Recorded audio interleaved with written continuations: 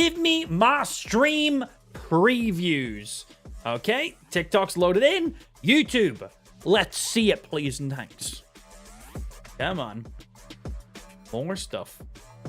There we go. YouTube is live. Kick has already been live, of course, for the last 20 minutes. Because they're always live on Kick while doing their intros and stuff. Anyway, let's up over. Let's play some video games. Let's check out the new PvP event. See how many total wins it is we need to get in total. We believe it's 45 from what chat told us. We'll be going and checking out some of this. I have a gift. Oh, I thought it was another 12 hourglasses. But they only done the bonus 12 hourglasses for the first 2-3 days. So yeah, we're definitely a little bit past that. Missions, emblems. I done a battle. Sue me. And what? I was testing a deck. So yeah, what do we got here? We got multiple different emblems. We have, I imagine this is multi-stage, 3, 5, 10, so on and so forth. Cool. Expansions. We have cleared every mission for the expansion. There is 0 team collections in there. Cool. That's pretty good, actually. We can open a pack right now, and then we can go check some Wonder Picks. The Wonder Picks have been amazing, man. Everyone just been opening everything. I should have waited 5 minutes. Ah, well, I'm then an hourglass. What you gonna do? And first pack. Oh, I can't be mad. I opened the free pack when I woke up this morning, and I got my second immersive Celebi, so I'm all right with that. Oh, actually, we might as well go put that in one of our decks. We might as well have like a double immersive Celebi in the deck we're running Celebi in then, because it looks pretty. Right. Celebi in there, and let's double up on the immersive Celebis. Man, that's crazy. Double immersives in the same deck is so beautiful. 2 you go in there. Do I have Celebi in any other deck? I don't think I do. I think that's the only one I've got it in. But yeah, I've made an Aerodactyl Brock deck, which I think could be pretty fun and cool. We're going to have to see how this runs. I think this could be really, really interesting. Really trying to make Aerodactyl a good card. And of course, the pack looks amazing. Double Onyx, Anal Beads. Double Marshadow, which is great with his revenge attack. Have 1 energy on him, leave him on the bench. Somebody gets knocked out, bah, 100 damage. Easy peasy. Got the double Aerodactyls in there for the Amber. Him on the bench stops the active Pokemon from evolving, which is great. Onyx is good round 1 Pokemon to play. 110 HP. We pull a Brock. He gets out dealing 70s.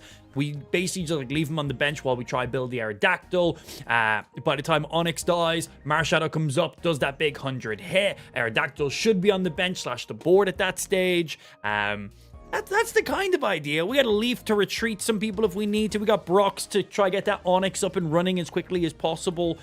I think it could have some potential. We've also added in a Gengar deck as well.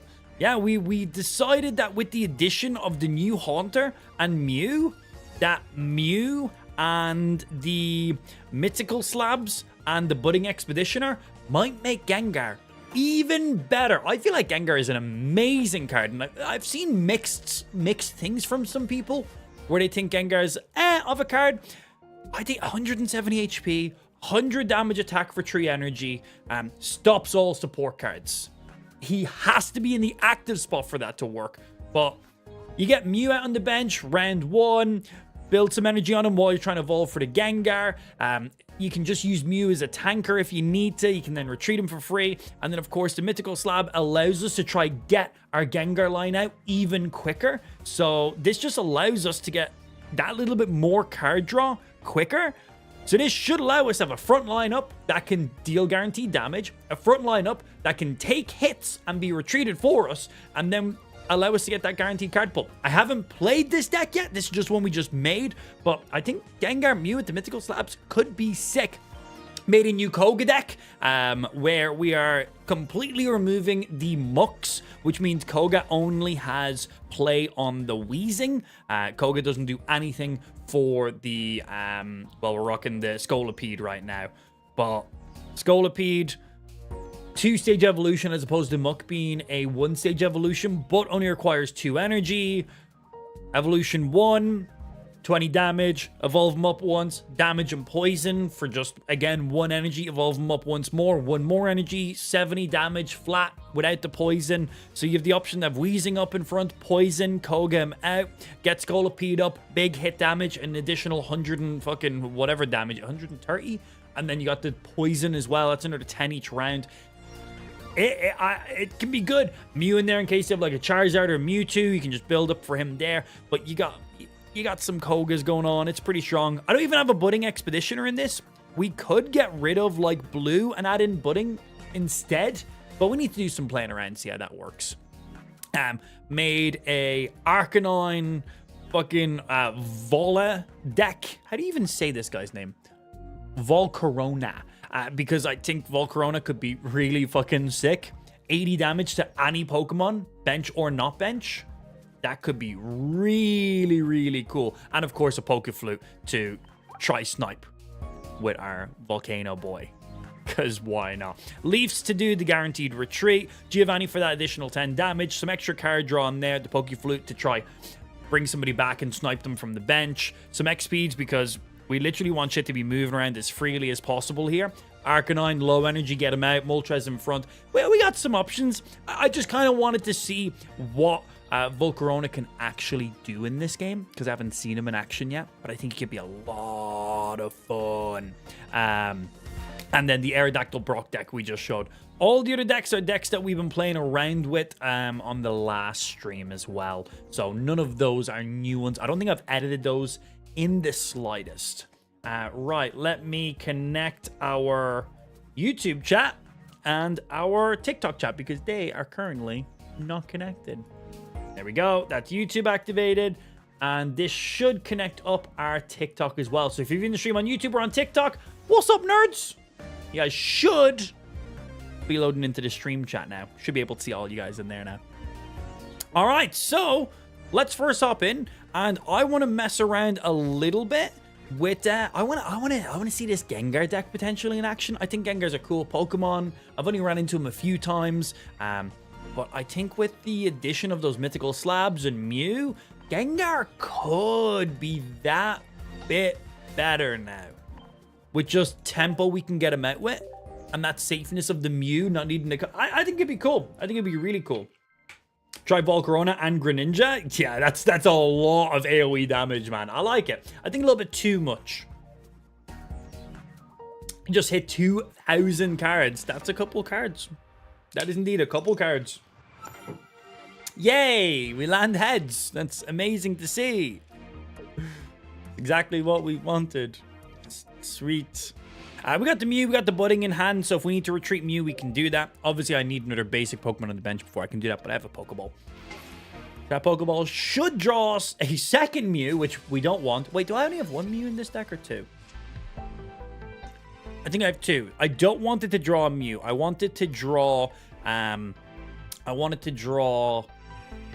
our, well, Gengar line. Awesome. Ghastly. Perfect. So I'm using the basic Ghastly. I'm using the Event Haunter, which is flip a coin, deal 50 damage. I might swap him out because he actually has 10 less HP than the normal Haunter. So he can do 20 more damage, but he's down 10 HP. So we need to see if him being at 50 or 60 HP is more beneficial to us or not. And then Mythical Slab. To try draw another Psychic. We get it. Can I choose to cycle to not take you? Because it shows you the card, but like, what if I don't want to take it? That gets me second Ghastly. Yeah, just in case you red cards, we'll just throw you up, have you in front. Okay, so a pretty decent round one.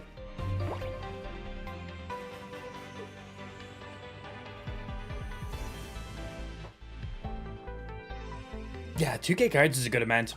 I ran into him this afternoon. Poor fella didn't know what he was doing, so he died to a Jinx. Oof. Oof. That's great. I really just, man, Alakazam and Jinx are just that bit better in the game right now. Okay, we got the Gengar. We now just need the actual Haunter himself. There's multiple Gengars. So we can afford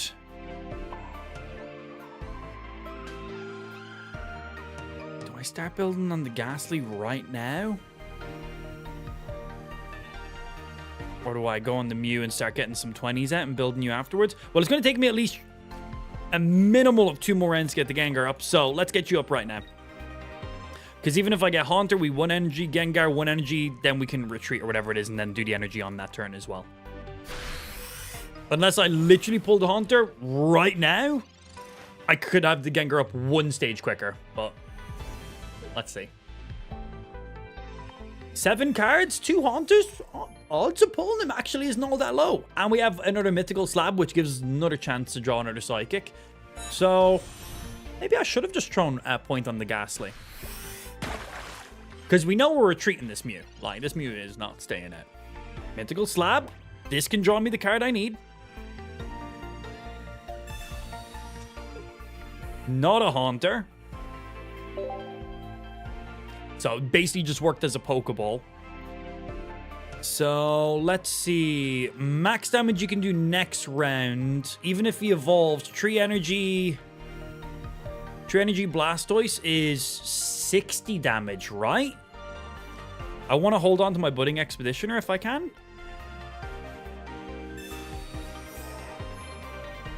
And this just stops a Sabrina. And then we start building on you here. True Energy for Blastoise EX is 100. Oh, shit. I was thinking of Venusaur. I was thinking Venusaur's ability. Because Venusaur EX has 2 abilities. True Energy, 60 damage.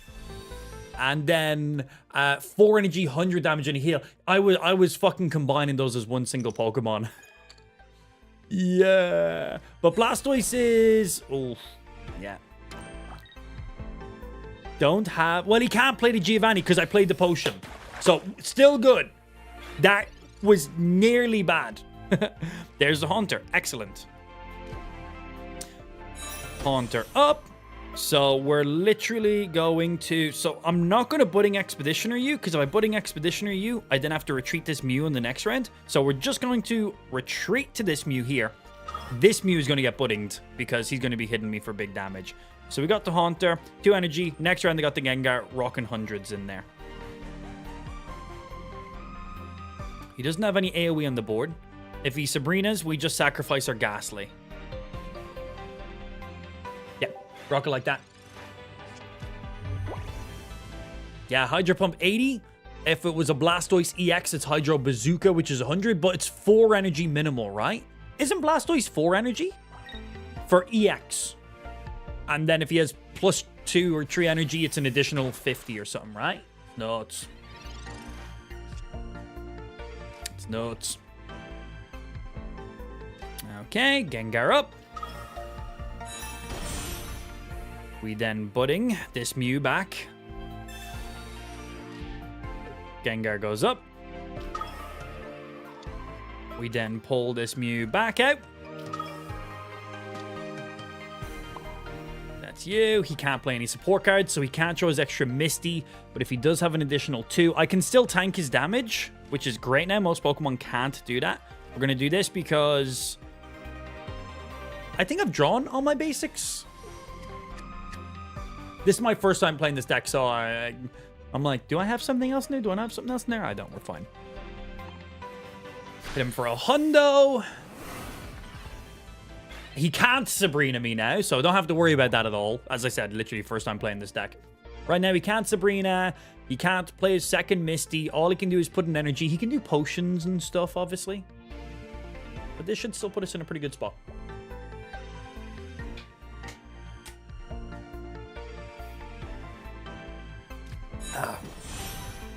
Okay, my activity feed just updated. I see Kate resub for 8 months. That's now popped up. And I see Ben gifted a sub 11 minutes ago as well. Thank you guys very much. Sorry, Kick done some update for like sub renewals and shit. And some of my alerts are broke. Yeah, so it's just platform side. We got to just wait for a couple of them to update and do that thing. So, thanks. Thank you, my sub, Ben. Appreciate. What you gonna do? You gonna just hit that big damage? What's your play here, big boy? What's your play? You're gonna retreat and then put 1 energy back to... Who are you going to do then?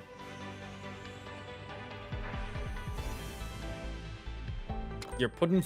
There's 5. Oh, he's going for the damage. Okay, okay. But, like, that's good for you and everything. But deals 0 damage the next turn, deals 0 damage on the next turn, deals 100 damage. Like, he can only play single energies. He has 0 damage on board.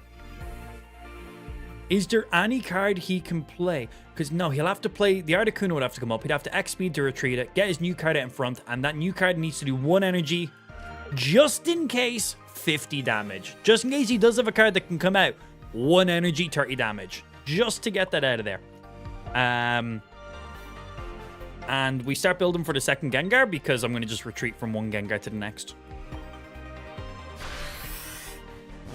Also, is this guy rocking a full water deck with no EXs? Love it.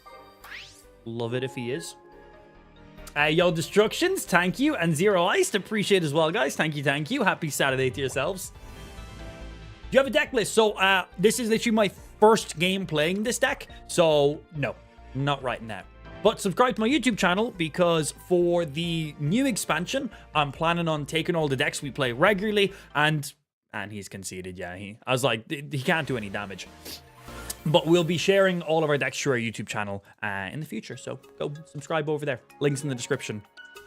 Yeah, I'll do a full deck list, show how the deck works, what way you want to get it set up and everything. And then I'll also show some real games then being played with it. So, for example, I'll like have that game as kind of like some B-roll so you can see how you'd play it in certain scenarios. Yeah, sub to the YouTube channel. We've got 1 Pokemon video since the DLCs went live. I've been away for the last 2 days. Celebi deck, please. I'm going to say that's meant to be Celebi deck, please. I do have a Celebi deck, but I feel like that's just going to be a pretty meta deck, so I haven't really been touching it. It's still fun, though. So I got Mew in hand, but I do also have the Ghastly and Haunter ready. So I could Ghastly 1 energy, play Haunter, 2 energy. I don't even need 2 energy, and still have some pretty solid damage on curve. He is a fighting deck, so in case he pulls out a Marowak, I do need something a little bit chunkier HP. So we're still going to throw Mew up in front to be a little bit of a tank for us. I would have been fine to throw up what I need to throw up. Yeah, man, the new Execute is amazing. So the new Execute adds a grass energy to himself, which means you can put Executor in any deck, even if it doesn't have any grass energy. So you take the new Execute, round 1, put 1 energy on him because he's colorless to use his ability. You use his ability, he adds 1 grass energy to himself. The next turn, you evolve him into Executor EX, which requires 1 grass energy to attack, which does 40 to 80 damage, and he has very nice HP. He is a great turn 2 monster to play, which is just ridiculous. So you can now, with the new Execute, have Executor EX in any deck, which is kind of sick. Can really throw people off. So yeah, some people haven't realized that. I didn't realize that until I was told about it. Right, let's get double gas season here in case I pull a second Haunter.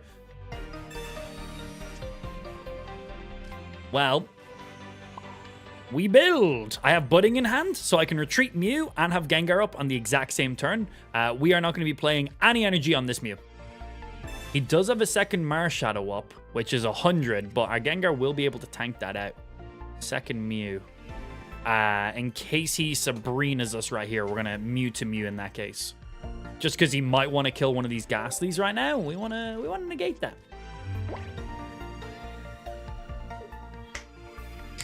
Celebi or new Mewtwo deck better? I feel like they're just going to be like the main new meta decks. So my rule of thumb is if a deck is incredibly popular and strong, I don't play it. I like to play meme decks. I like to play non-meta decks. I like to make silly, weird decks and destroy meta decks with them because it's more fun and entertaining to watch.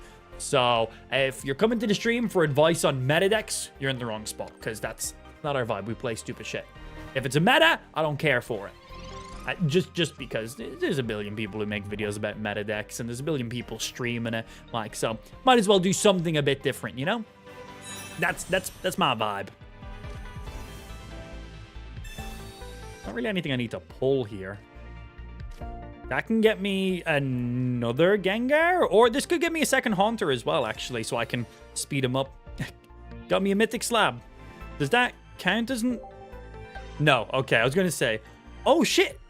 No, I thought it just discarded it. I was like, wait, what? Never mind. Got a bit confused by how that ability worked. Have you played the Scolipede deck? I don't know what that Scolipede deck is, but I have made a Koga deck that replaces Muck with Scolipede.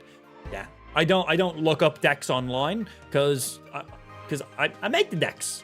The decks you look up online are probably the decks I've made. Well, me and an incredible list of people, right? It's not single individuals. But no, I usually don't look up decks or build my decks out of other people's decks. I just kind of build what I think makes sense. And a lot of the decks we build is recommended by you guys. So some of them do come from online then, obviously. Okay, so he's already got that 1 energy on the Marshadow, so he knows I'm planning some big damage. We can afford to take that 100. And he might try go Marshadow to Marshadow.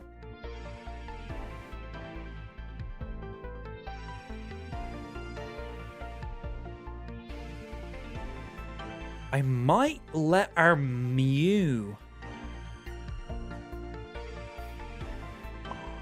I might let our Mew take that damage. Do you think he's rocking the new Primeape? If he is, we're fucked. Not this round, because I haven't damaged myself. I could pull up Gengar right now, but I'm literally going to kill his Mankey. His Marshadow's going to come out. I'm going to hit his Marshadow. His other... I think I can pull out. I think I can pull out my Gengar right now because he's starting to put energy over here. If he put one more energy on this Marshadow, I think I was fucked. I don't think there was like. I think Gengar was going out for one hit and then being retreated and sitting on the bench. Oh, I'm glad I didn't attack. Oh, I'm very. Our Mew would be in a pretty bad shape right now. Okay, that is actually really good because I've now used the 1 energy on you so I can hold my Budding Expeditioner, which is great. Pretty good, actually. So this Marshadow is going to come up, hit 100 damage. His second Marshadow will not be able to have the 2 energy on it in that same time frame. So it then comes down to his Machamp if he's there. I actually hope he evolves it to Machamp, because if he does, he won't have the energy to kill me either. So he has to put the energy right now on Marshadow. I then knock out the Marshadow. He has to pull out the Machamp, which is only dealing 50. So if he evolves it, he needs 2 energy. If he Giovanni's, I don't even need to pop a potion here. I've literally got 2 potions in hand. I'm confident. I'm not even potioning. Regrets inbound? Yo, Destruction, thank you for some more gifts in there, dude. Muchly appreciated. How do you find potions? Item cards are just in the store. In the game store, yeah. You use your shop tokens for them. That's fine. He can't attack. So he could have dealt 50 damage there. Or he deals 0, so I can now hit him for 100. Next round, he can then hit me for 120, and then I just need to be able to finish him off. But we just do this, and we win.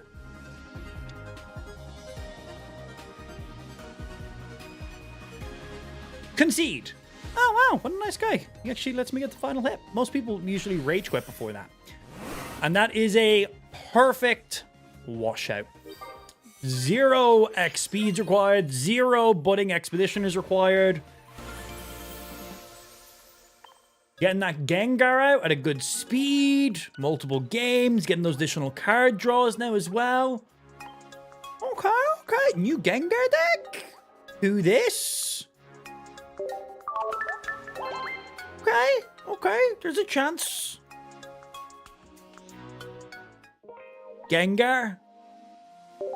with double Mews, Budding Expeditioner, and then the fucking mythical tablet thingies.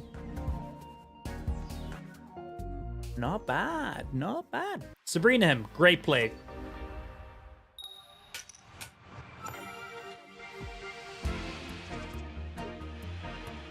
Is a deck with both Mew EX and Mewtwo EX good?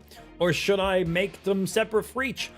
The only times I've seen somebody adding Mew into a Mewtwo deck is literally just subsidizing for another card. Like, if you're playing Mew in a Mewtwo deck, it's still just a Mewtwo deck. It's just Mewtwo, Gardevoir, and Mew is kind of there as a bit of a bench warmer, maybe a round 1 card draw. There's definitely opportunities to use them, but it's Mew in a Mewtwo deck. It's still a hardcore Mewtwo deck. Still super hardcore Mewtwo deck. So, comes down to you. Comes down to what you like to play. Give me... Okay, well, there's a Haunter ready. I'm not going to play my second Mew in case he gets his Pidgeot up really quickly. New Pidgeot, if he's running Pidgeot EX, Pidgeot EX deals an additional 20 damage for every Pokemon on the bench. So, just in case he gets, like, some mad evolution card draw in a row, I would like to avoid that. Did you pay for packs? Of course I did. I'm a loser.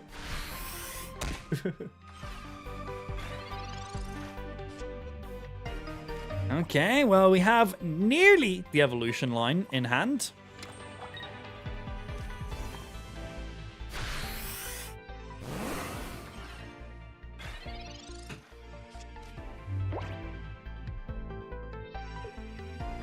Mew's a really good tank with that support card. Oh yeah, man.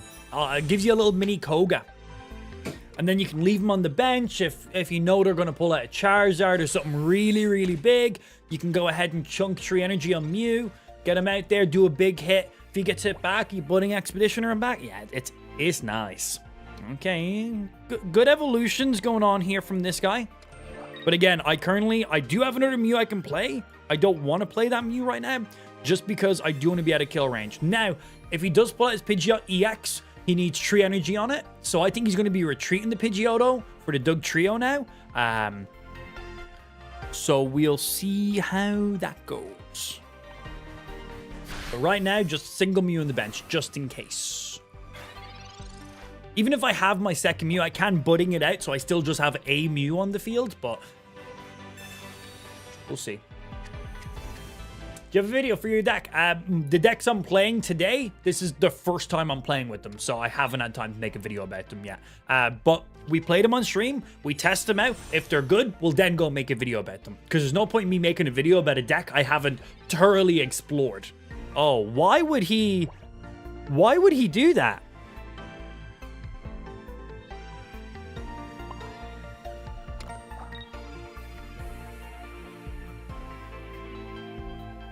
What do I got?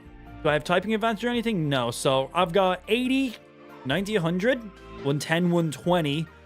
I don't have any Geos in this deck, but I can hit him for 120 and he can hit me for 80. I haven't played any of the basic Pokemon on my bench. Nobody's been knocked out, so he can't use the Poke Flute to get additional damage. Max he can do to me is 80 to 90 with this thing.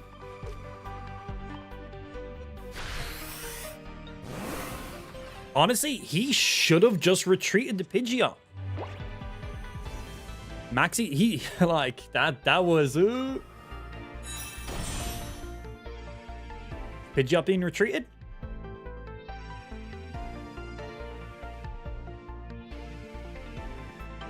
Because if he retreats and pulls out that Marowak, he's in a bad spot. Love that Marowak card. I don't have it. I want it. I want it big time. Okay, and our first Ghastly. Just taking a little while to pull him, but there he is. Okay, so you're dead, so I don't really mind right now. So I'm going to go ahead and get these guys up here like this. This Mew is dead if I leave him up. So we're going to... I can retreat him and put him back on the bench, which just loses 1 energy on him. And then he can be ready and primed to come out again. So yeah, I think I'm going to retreat him right here. And not putting him. He's not going to have time to get a second Pidgeot EX up. So I don't have to worry about that. And if he does, I can still budding out and everything. But that just means I can budding this Mew out, put 1 energy on this one, and instantly have a big hit attack on him is kind of what I'm thinking right now. He can't pull out his Marowak.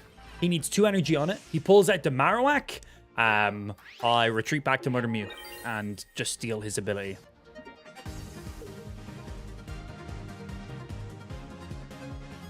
That Marowak is the first full art card you got? Wow. Very nice. It's sick, man. The Marowak is obviously an incredible luck-based card with coin flips, but I swear Marowak has like a super high like coin flip chance.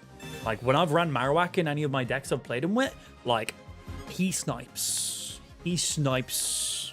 It's pretty fun. Yeah, pretty fun. Bad move from him. He thought I just had no other basic cards in my hand, and he was like, oh, this is a Mew-only deck. I'll just leave him out. He was like, cool, I'm going to sacrifice my Pidgeot, and then I'll just finish him off with the Doug Trio. And then I'm like, no, I have cards. I just wasn't playing the cards because I didn't want to give you bonus damage. Which I think was quite smart. Okay, so we can attack him for 20. See if he can land double heads. If he lands double heads, I die. Or I can retreat and see if I land double heads. I like the idea of me landing double heads more. Actually, let me spend an X speed here. Because this Mew is more than likely dead, so I need to make sure I've maximized my energy. So obviously if I left this Mew up, I could only hit him for 20, and he could hit me for potentially 150 or 60, 160. Or I can retreat and try see. Now the downside is I've got a 50% chance of one shot on him, but he only has to land 1 coin flip instead of 2. So that's the situation I've now put myself in. But I like that.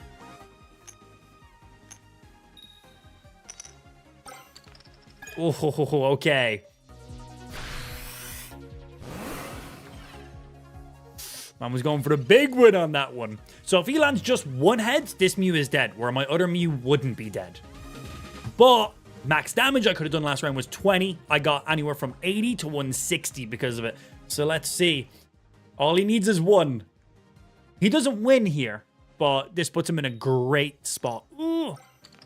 Ooh, coming in with the snipes. This scary. This very scary now. Okay, so Mew needs to come up. Max I can hit on you is 50, and he's on 60.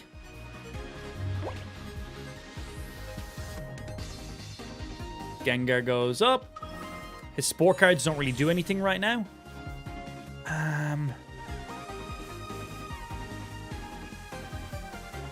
Yeah. If he lands 1, I can budding. He then lands 2. I'm absolutely fine. We have our second Gengar chilling in there, and this pulls me literally nothing. I love Marowak decks, man. They're fun to play against because they're just so like, what's gonna happen? I kind of like the level of RNG behind them. Like you can completely come back and just wipe and win the game that you had 0 chance of winning. It's an incredible coin flip deck, but that can be fun though as well, right? Sometimes you're like, click, let's see what happens. Maybe I win, maybe I don't. So he lands 2 here, he wins. He landed 2 in the last turn. Will he land 2 again? Oh, scary! Terrifying. Okay, we win. We retreat to the Gengar. He cannot one-hit kill my Gengar. There is 0 way of him doing it. Next round, I hit for 100. So the only thing he can do is he can retreat this Marowak, pull up the Doug Trio, hit me for 40, and maybe make his Dugtrio immune for 1 round. But I have a single Sabrina in here I haven't used yet. And it was the last 2 cards. So, right now, if he lands double heads on my Gengar, he loses. Game's over. He can't Sabrina me, so I don't have to worry about anything on my bench. I'm 100% safe there. And then next round, I just one-shot his Marowak. His Marowak cannot kill this Gengar. So his only option, his smartest play, retreat the Marowak, get the Dugtrio up, try get that 40 damage, and be immune and stall a little bit. But that doesn't help him. Red card, retreat the Dugtrio. It's the only thing that gives him a chance. Oh, he just gave up, I guess. What if he's Giovanni? So, a lot of you guys have clearly never played Gengar before.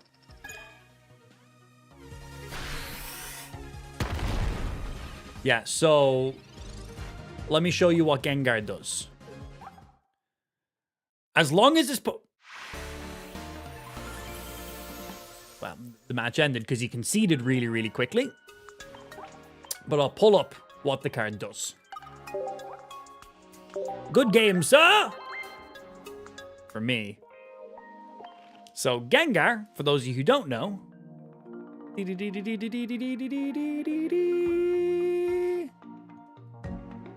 Gengar's active ability is, as long as this Pokemon is in the active spot, your opponent cannot use any support cards from their hand. So, he can't Giovanni, he can't Sabrina, he can't Professor's Research. Any support cards cannot, he can't Leaf, he can't Blue, he can't Brock, he can't Misty. Any support card cannot be used. So, again, there was no way of him killing me. Would a Giovanni have killed me? Yes. Could he play Giovanni? No. He could have 10 Giovannis in his hand. He couldn't play a single one because that is Gengar's passive ability. So that's why we didn't mention anything like that. That's why the only thing I mentioned he could have done is red card me, because red card is an item card, not a support card. So there you go. I like regular Gengar too. He's still 3 energy, isn't he? I love that the animation still plays when it's a big fat 0. It's enjoyable. It's just like, really, game? Was that necessary? Like, just skip my turn, please. It's just, I feel like it's the game going, ha! That's what I feel like it is. Just, ha! We got Haunter and Gengar in hand. That's really, really good. Oh, we've seen a bit of an AoE damage attack. Druddigon to... Oh, why didn't he throw Druddigon out in front, actually? That's weird.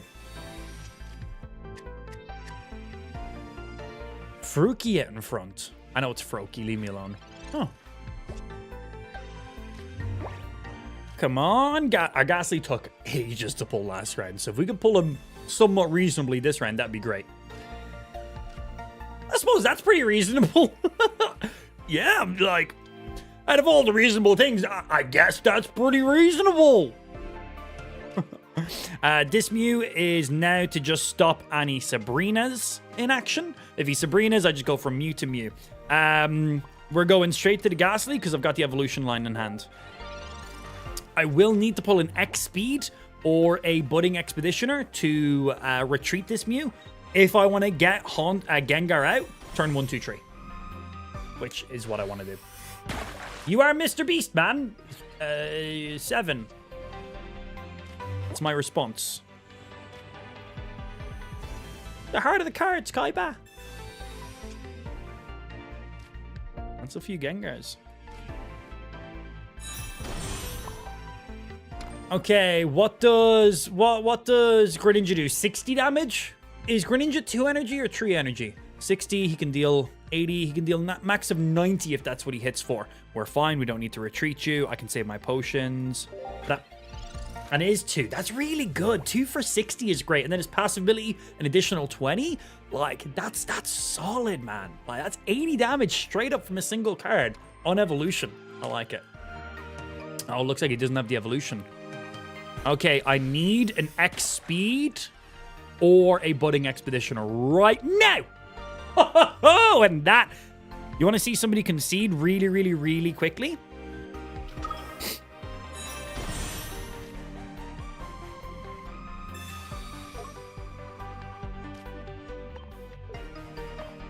The second I put the energy on this Gengar, he concedes.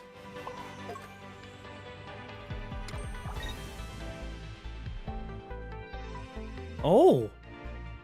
I'm a big fat liar. I'm a big fat liar.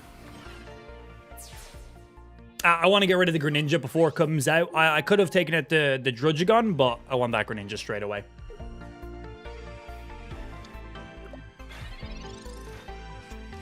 Yeah, we got a lot of EX going on this board right now, but ideally, this is just a straight-up Gengar EX deck, which you don't really see many people run. I like to run non-meta decks because there's the concede. The Mew is honestly just there to kind of take some hits for me while I build for my Gengar. Or if they have like a Charizard or a Mewtwo, it helps me counter the meta decks a bit. But I had both Mews on bench. All the first Mew done was take some hits and then get retreated. That was it. That was it. Gengar, straight up. Boom. Good game, Ghostbuster. Okay, that's 5 wins in a row with this deck. We're currently doing the win event. It's not a win streak event, it's just total wins, but I'll take 5 in a row.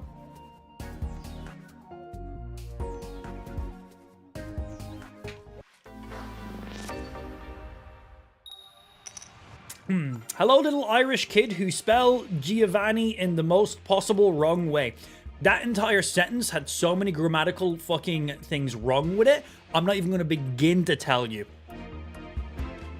See what I did there? I began to tell you, and then I said, oh, anyway, that joke probably went over your head because you're like 9. But anyway. I haven't added Taurus into any decks. I have a deck that I currently have Mew in on it, but I might replace it with the Taurus. Yeah, I might replace it with the Taurus. Come on, Ghastly! Come on, Ghastly! Time to bomb the deck you up, Professor. I don't play this Mew right now. We'll leave him in there. Have you tried Psyduck Greninja deck? It's super fun. Is there anything new with this deck? Because they're just old cards. Psyduck, basic attack, make the enemy not be able to play support for that turn, right? And then Greninja is just that AoE damage. Oh, I forgot about the typing advantage of Dark. Oh, shit. Mew is not going to be able to do what I need him to do here. This might be our first loss with this deck. Unless I draw some nice cards right now. Yay! There's one of the cards I need.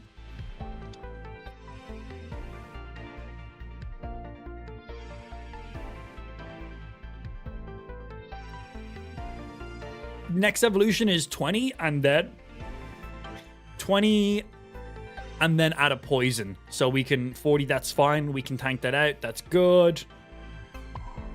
Just because we might top deck the Haunter, and then I can Haunter straight into the Gengar. If I don't pull Haunter in this next turn, we can put some energy in the Mew and we can just manually retreat him. We don't have to budding him then.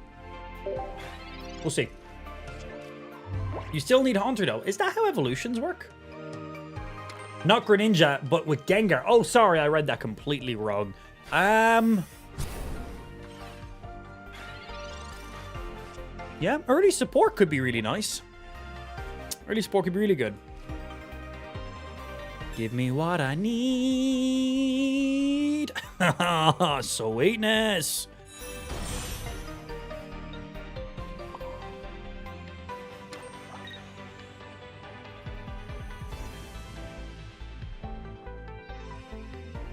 If he evolves, the poison will kill me. So, potion here. I don't want to X-speed and retreat him just in case he fucks up my Haunter. So just the potion here. So ideally in this deck, Mew is just used to stall.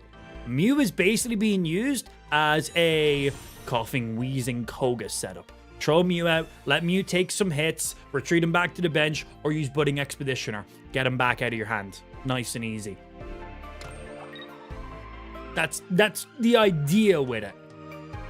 If we run up against like a Mewtwo or a Charizard, then we put energy on Mew. And we use his genome hacking ability to use their move against them. So we get you up, which stops his Koga. He can now knock Koga this Weezing out, which is great. We budding our Mew. That potion, we timed it perfectly, by the way. We get the Gengar up, who can start dealing 100. I'm just off killing the Weezing. And then we get Mew. I'm going to play...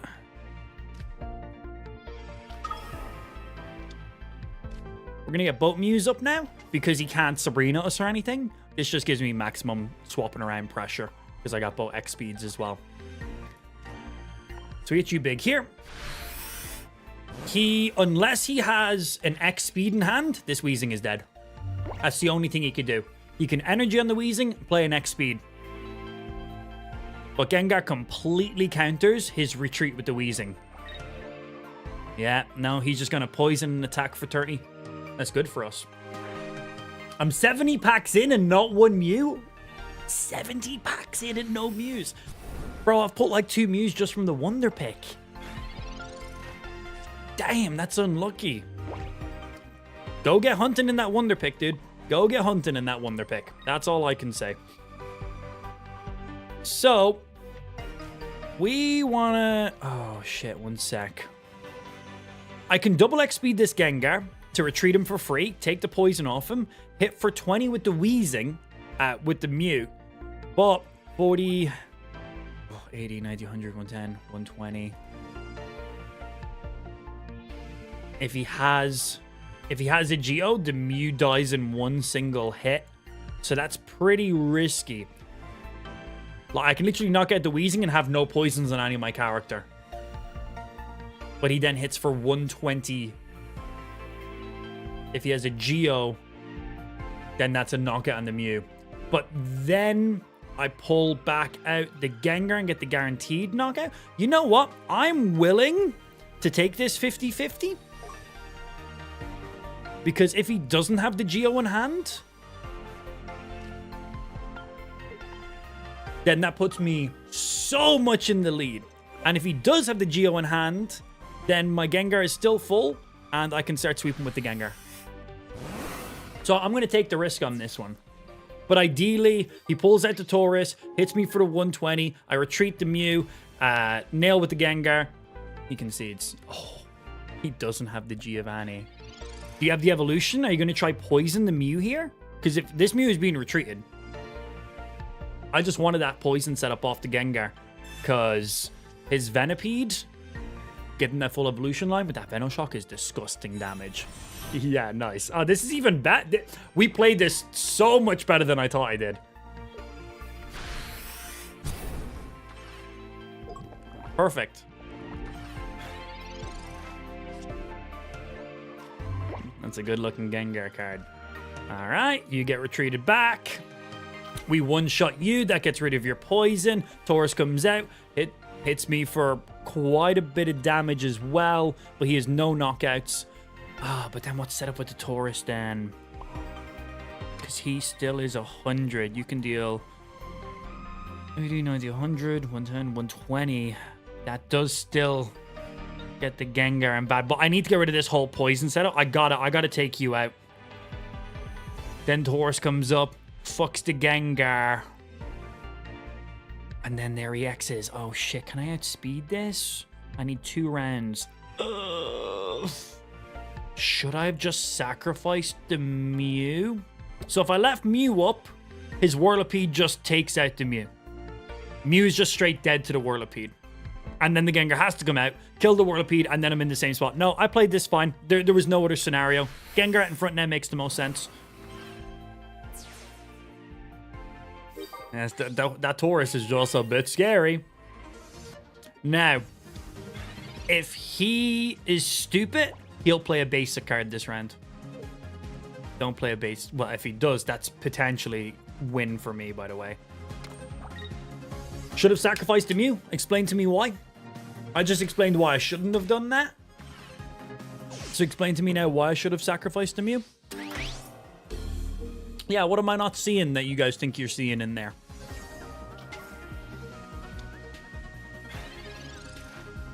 He didn't play a basic. Basic would have been pretty nice for us.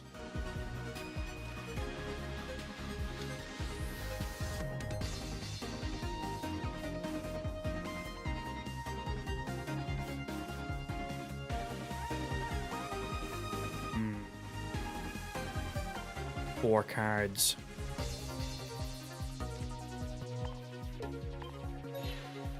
If he has Geo, we're one shot of him, like, on the Mew straight up. The Ghastly, he cannot kill the Ghastly in 1 right now.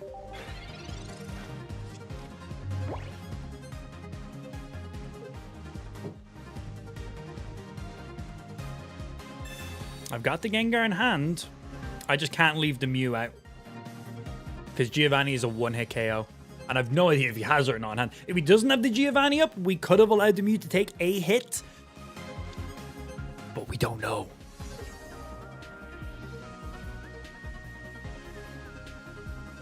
Have I used... I've used a potion. Okay.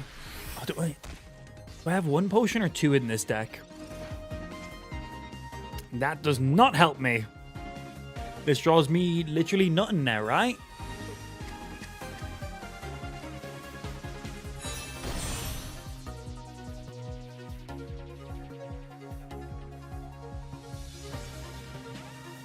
I don't know if we literally just made this deck today. I genuinely don't know if I have 2 potions or not. It would still, like, it would get me just out of 1-hit kill range with the Taurus.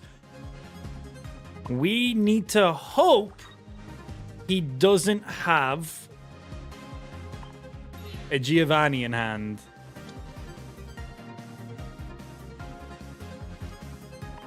That's the only thing.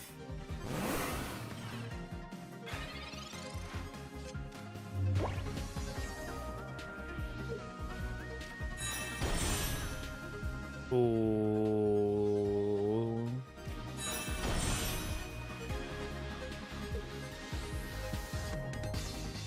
He doesn't have it, does he? Well, he can't Koga on the same turn.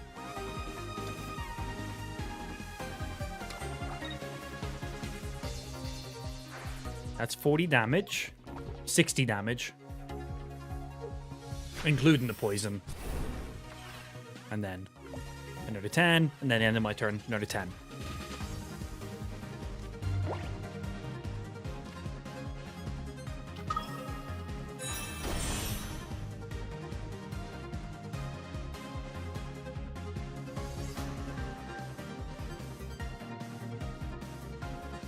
If I leave this Mew up to take a hit for me,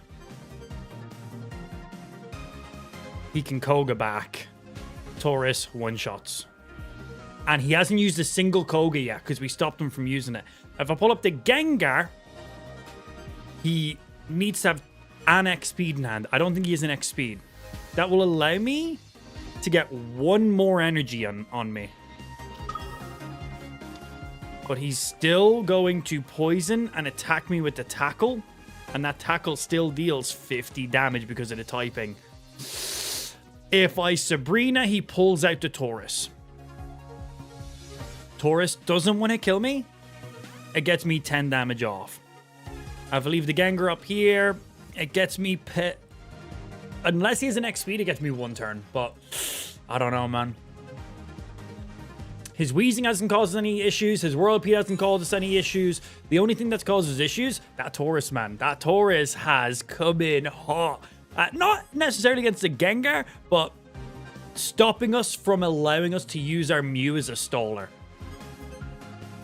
Which is good. Yeah, there's the poison, and then 30, typing advantage, so an additional 20 on it. Which sucks.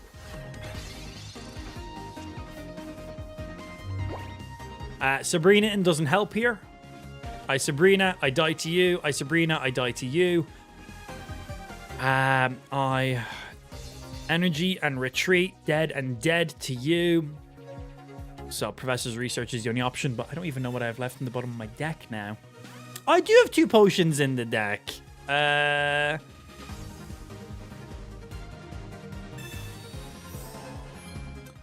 So does he not have any Kogas in hand? Because he put... Oh, no. He put the additional energy on the Wheezing in case I left him up. Okay. Because I was like, why did he put a second energy on the Wheezing? Because he's planning on this round, if Gengar stays up, 1 energy, retreat back.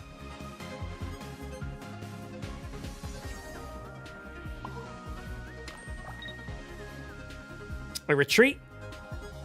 He Koga's, Taurus comes up, deals 120. I leave Gengar up. Oh man, I wish I just had like one more energy on Gengar. Because if I had one more energy on Gengar, I wouldn't have played the Professors. I would have Sabrina'd and tried to get to Taurus. But at this stage, probably would have brought up the Scolipede. Yeah, well played, man. Well played. That guy done like one attack the entire game. That was it. That Taurus, the Taurus alone by itself, just fully shut down my deck. That was beautiful. We were on a 5-win streak with this deck as well. The event we're doing isn't a win streak event. It's just total wins. But that's our first loss. Yeah, we've won all the rest of them. Not bad. Oh, literally just the Taurus. Yeah, his coughing, wheezing. We didn't allow him to get a single Koga up.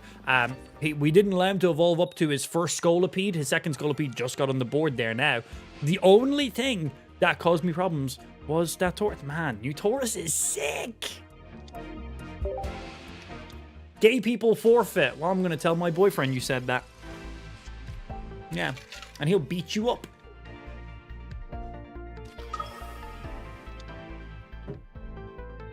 All these new cards, and you're still playing Mewtwo Gardevoir. Disgusting. Disgusting Mewtwo EX deck users. Well, that's pretty fucking nice.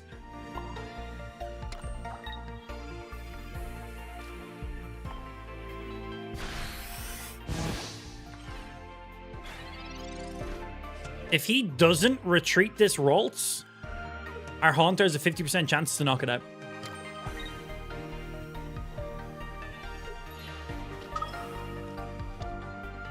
Best response to that ever? Bigots are stupid people, so it's easy to confuse them.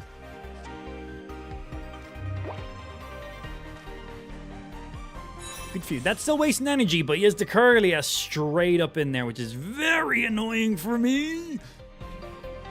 I do have the Gengar ready, which is a hundo. Oh, excellent. Potential double Gengars as quickly as possible.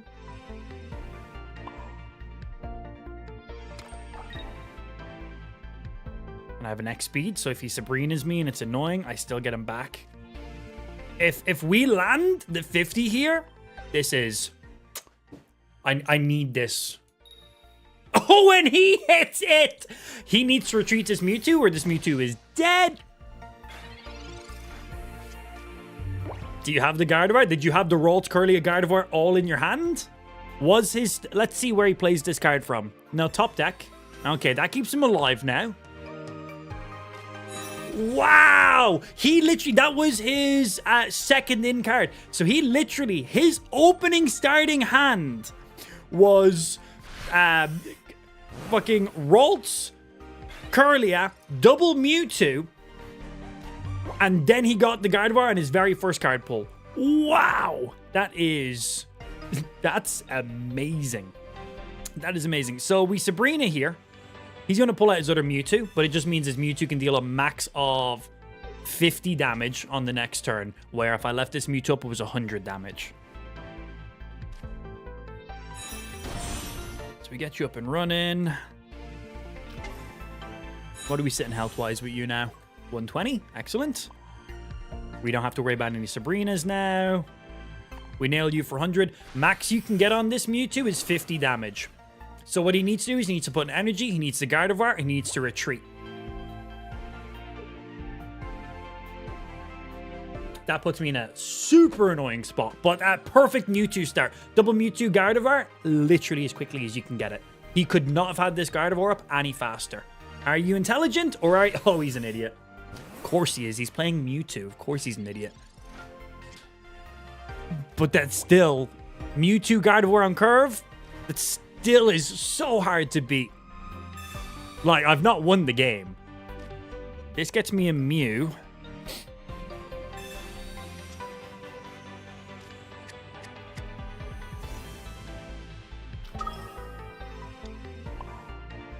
Okay, so we knock out his Mewtwo here. I wasn't willing to risk the Haunter 50% chance kill. I need the guaranteed kill. If we miss, I've just lost the game. So We hit here. His next Mewtwo comes out, deals 150 damage, so no point healing or anything like that. This guy dies. I can then pull up the Haunter.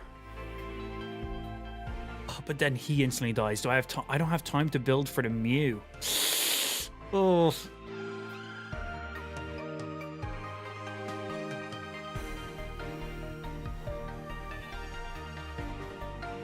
I retreat you, throw the Haunter up, non-EX. He has to put 2 energy on this Mewtwo here. I shouldn't have put the energy on the Gengar then. So what I should have done is I should have put 1 energy on the Haunter, went for the 50% chance, big Mewtwo comes out, nails me and fucks me up, and then I just build on here. I just gotta attack now, fuck. Because I don't have enough time to build for the Mew now. Yeah, I don't have enough time.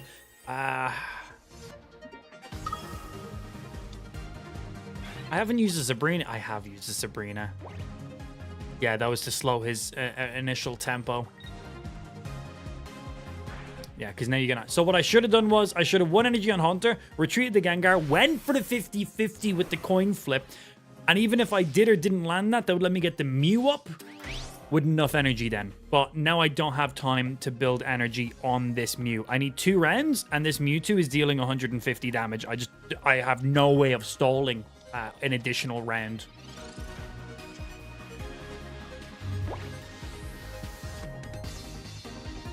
Or do I? Fuck! If that was another Gengar, we could have pulled Gengar up and stalled a round at least. No. Feels bad. So yeah, there was only one play that potentially won me the game, which was the Haunter 50-50 chance. But again, 50-50 is... I'm not thanking you because you're a disgusting Mewtwo player who literally pulled Gardevoir double Mewtwo on curve. So, you know, highly skilled player. He doesn't need the thank yous. He already knows he's amazing at the game. I'm not salty. You're salty. Okay, I might be a little bit salty. He's just so good at the game. How do I keep up with Mewtwo players? They play Mewtwo, they play Gardevoir. That's insane. How do you... That's so many steps. No, it's just 2. It's the simplest deck in the game.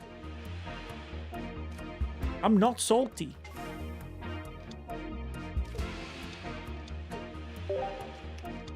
Oh, fucking hell, man.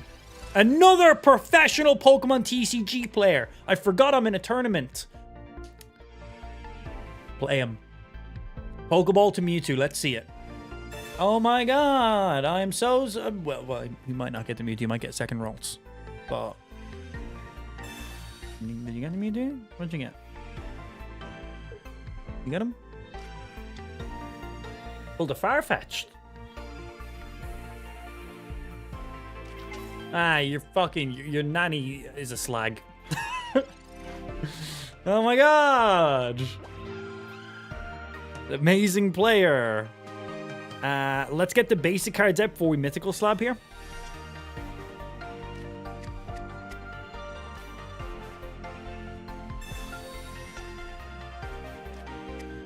And this will try pull us some evolutions now. Brr. Ho ho ho, yes it does. Good, good, good, good, good. Let's fill the bench.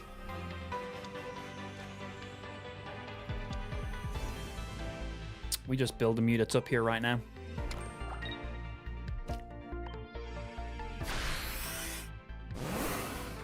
Okay, this will waste an X speed or at least a turn. Salty potatoes? Salty potatoes are nice. What would have happened if you didn't attack with the Gengar? He would have then just got 2 energy on the Mew that was up in front and then one-shotted me anyway. There's the X speed.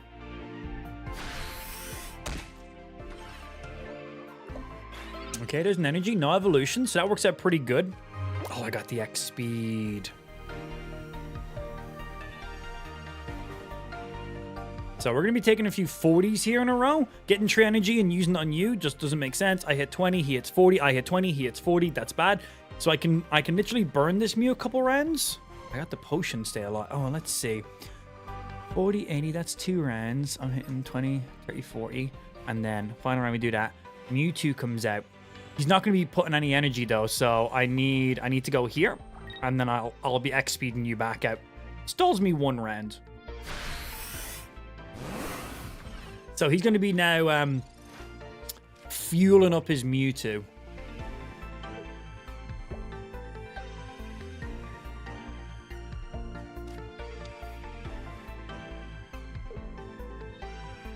He said slag, haven't heard that in years since the last time he traveled to the UK. Such a good word.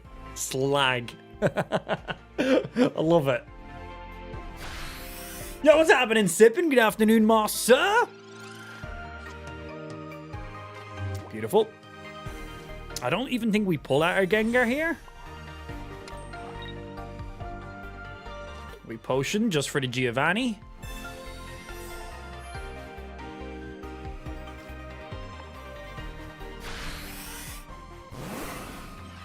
He's only got 1 on that Mewtwo. I imagine we knock out this Farfetch'd. He pulls out the second Farfetch'd.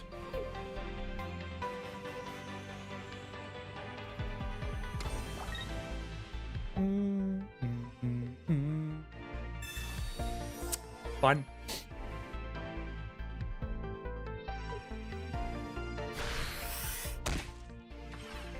Perfect.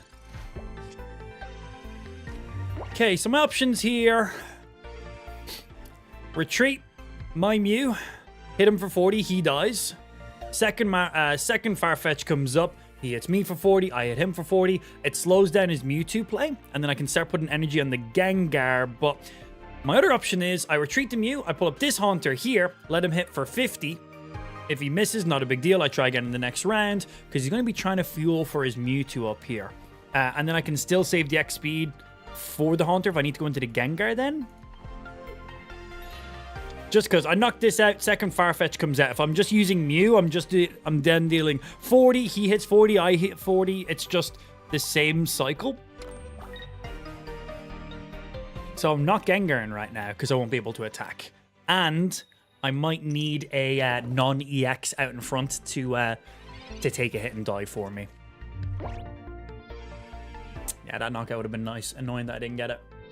Hey, potato tits. Hope you enjoyed your days off with your friends. I do have friends, okay? Don't bully me. Stop it. It was very nice. That knockout would have been really nice.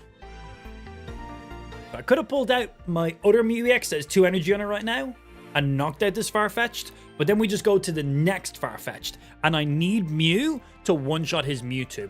So this is why I want to have a non-EX Pokemon out in front that requires him to hit me for quite a lot of damage.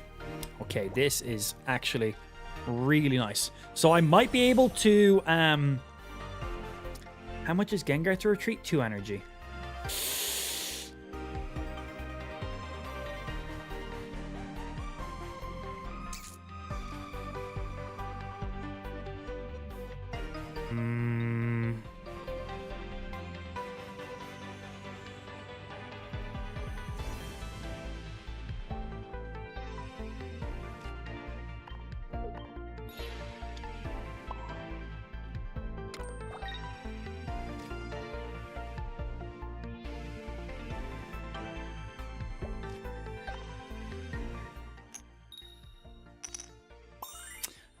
So, I don't think he's going to pull up the Mewtwo now. I think he's going to pull out a second Farfetch'd. Even though he has 150 damage primed and ready on his Mewtwo, I don't think he's going to pull him up. As we assumed. So, I have 1 energy already on that Haunter. So what I might do is I might try bait him with my Gengar. So we get hit for 40 here. I evolve to Gengar. His Farfetch can't kill it, but his Mewtwo can. He comes out, one-shots the Gengar. I then pull up the Mew and win the game. That's the idea of it right now. So 130. Again, I can't kill him. He can't play support cards. We'll throw up a couple. So he's like, oh shit, I gotta bring this guy up right now. And we're gonna put the energy here to make it look like, yeah, hit me, and then I'm steamrolling 100. So ideally, I want him to retreat that Farfetch'd for the Mewtwo now. We sacrifice the Gengar, to pull the Mewtwo out. That's it. We're literally throughout the bait, waiting to wheel it in. Reel it in.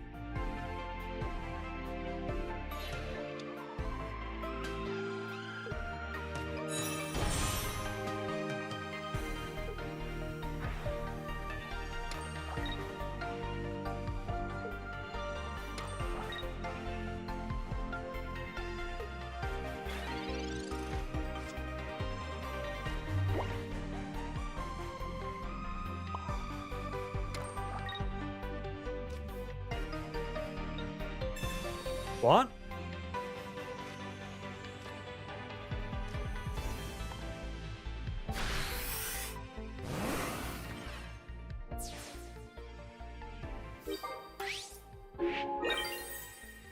I don't understand that.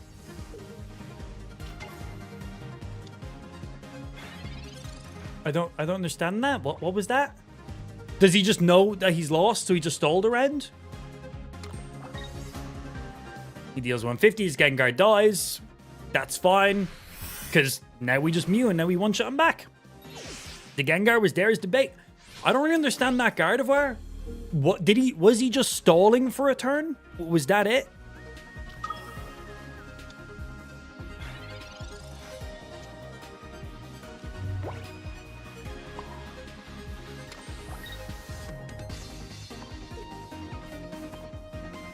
Big schmack. I'm liking this Gengar deck. We've only lost one round with it so far. That was game 6, 7 now. 6. Well, how many wins am I on in total? We are now on 6. So that was our... No, I won one game off stream. I was checking some stuff out this morning before we went live. So we've played 6 games today. We've only lost 1. Wow. That's pretty good. This Gengar deck has been working really well for us. Having the mythical slabs be able to pull our middle evolutions / final evolutions has been really, really nice. And then having Mew is kind of been able to tank out some damage, being able to budding Expeditioner him, or being able to counter a Mewtwo is quite fucking nice. We gotta play some more with it, but I think overall, not too bad. Anyway, I gotta go for a quick pee. I will be RB. Don't forget, main live stream is kick.com/amplified. Get your booty over there. Quick pee break. I'll be RB.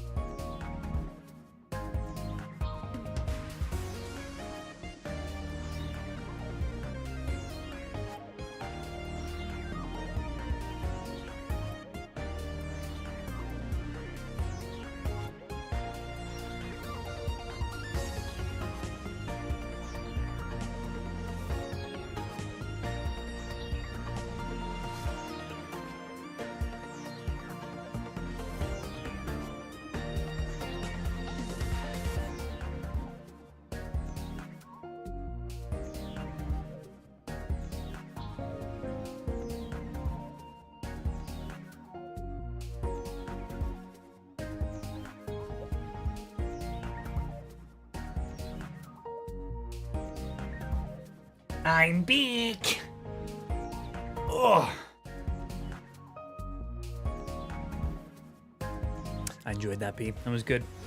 Has our TikTok chat got disconnected? Sometimes that's not always a bad thing now, is it? Does TikTok just like automatically disconnect my chat when chat gets too toxic? Is that what it is? Thanks, TikTok. Always looking out. TikTok chat should be reconnected back to the stream now. Skirt. Next game. 7 matches, 6 total wins. I played 1 game off stream and won that game, so. I swear, I won it. I mean it. It was just a 1. 1 and done. I miss Amp. I was going for a P. Leave me alone. Best coin flip skills ever.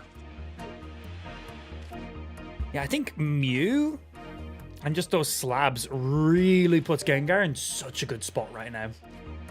Have your Aunt Celebi superior? Yeah, of course. It's a fun deck. It can be very stupid. Yeah, I think it's going to be one of the kind of like meta decks you're going to start seeing. I like it. Change it up a little bit. Need more meta decks in there. Beautiful fucking Pokeball. Go on, get me a Haunter as well while you're at it. Get me the full evolution line. Motherfucker. All right, there's no way our mythical slab also pulls a Gengar. Oh, Professor Research. Well, that now goes to the bottom of our deck. We got X speeds, so in case I need to swap Mews over and back, we throw you there, and then turn. Can you use regular Gengar with this deck? You can substitute whatever cards in you want. I just don't know how good it will be. This is just the deck I've made. Literally, we've only played this deck today. I've been playing this deck for like an hour, and that's it. So, gotta do some more playing around with it.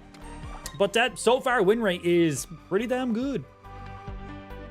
Has nothing to do with my personal skill. Because if you watch this stream, you'll know I'm not skilled.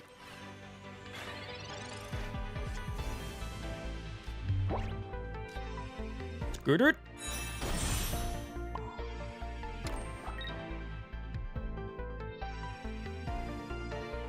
$90.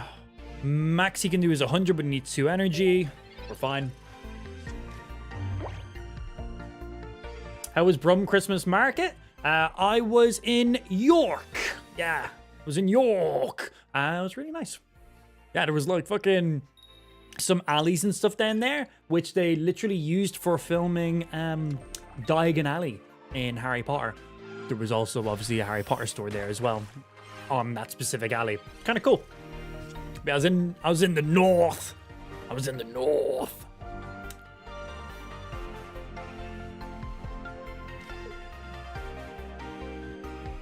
How much damage?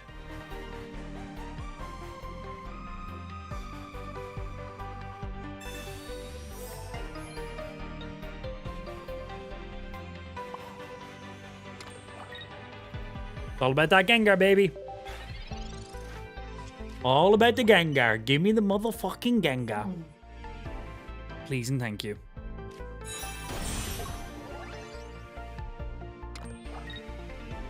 Let's see it. Give me that Gengar.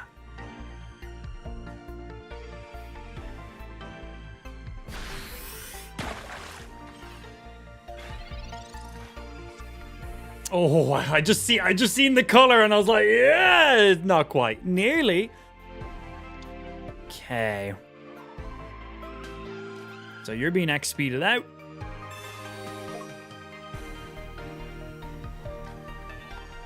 We're going down to you. We're dealing 10 damage.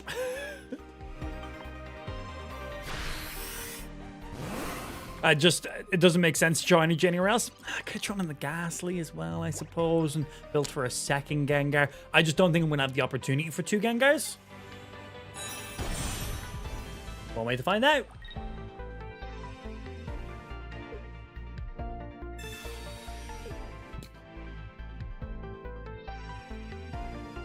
Okay, well, it means this Mew's not taking any damage, but I do have to sacrifice this Ghastly now.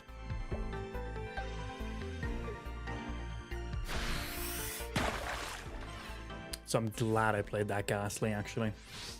Because if not, that would have been really bad.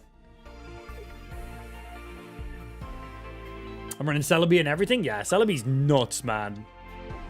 But compared with Superior, oh, just nuts. This draws nothing, but it will reshuffle my deck because we have a Professor's Research at the bottom of the deck. So, might benefit us.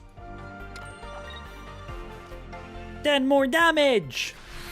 If he has a second Sabrina, if he has a second Sabrina, I've lost the game.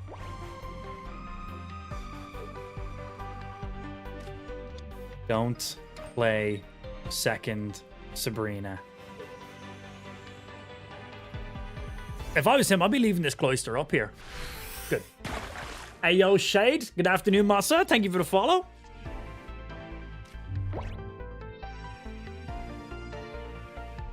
Deal 70 damage or deal 90 damage? Oh, now, if I Sabrina, what are the chances he pulls up that Eevee? He's got 1 knockout point. If I leave this Mew up, I can get myself to 80 HP with this Mew. His Starmie one-shots me. If I Sabrina, he pulls out the Starmie, I can hit Starmie for 90, but then this Mew is dead. Oh. I retreat back to Mother Mew, dead. I retreat to my Haunter, also dead. Because then Haunter just dies one shot here, and I'm literally... I need a Gengar. Ah, that is... That's very annoying.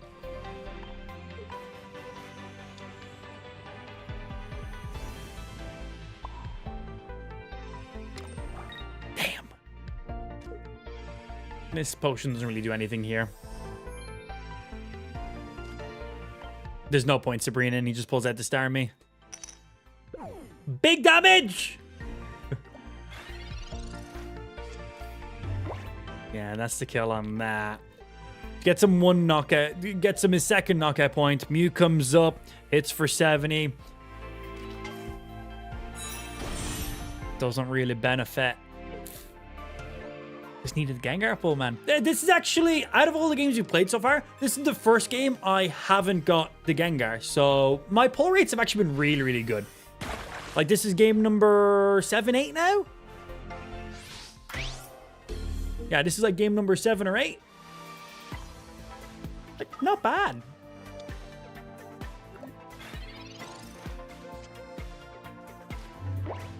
If this pulls Gengar, or the professor's research, which is now down at the bottom of the deck again. We've lost. Yeah, I hit him for 60 damage. He then just retreats and knocks me out. He knows he's won the game. He literally Giovanni'd last round. Giovanni didn't do anything for him last round. Let's see, I hit you for 60. You use your washout ability, pull 1 energy over, or just play an energy retreat. Well played, sir. No Gengar. Feels. Mew's overrated? Okay. I'll take your word for that.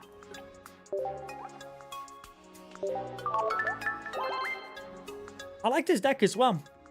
Like, just straight up, just cloister that bitch.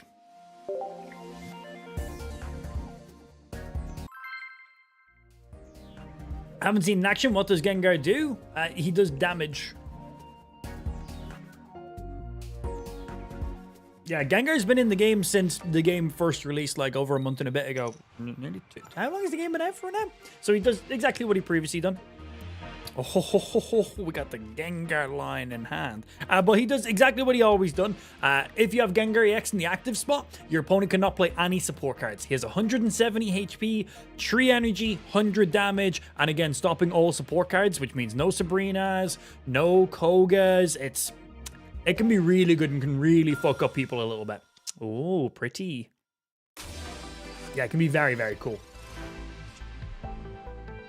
Yeah, but with the addition of some of the new cards, there can be some pretty nice... I feel like with some of the new cards, it's made Gengar that little bit better. Give me a Mew! Give me a Mew! Sabrina. And turn.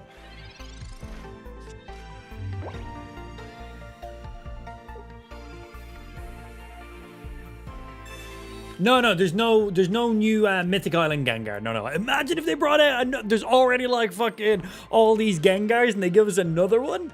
No new Gengar. I feel like that'd be a waste. There's so many other cards that would deserve it, which they did. Oh. Come on, card draw, be nice. Be nice. That's okay. That's okay, but I literally had Haunter and Gengar in hand ready to roll. So that's completely... I could 1 energy, 50 damage, next round Gengar. Well, the 50 damage was top deck? Top deck Haunter? Top deck Haunter? Wait. We had the evolution line. That could have been pretty nice.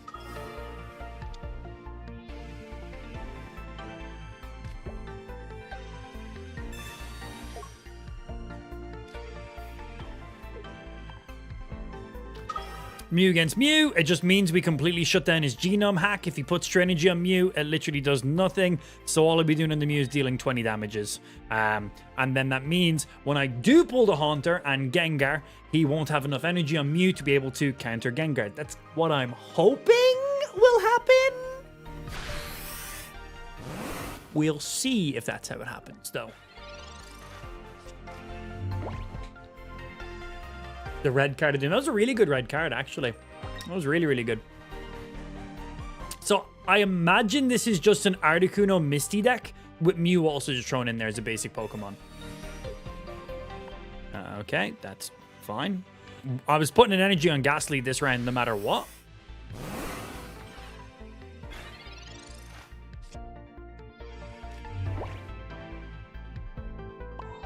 Because I'm not building this Mew up here for his 3 points.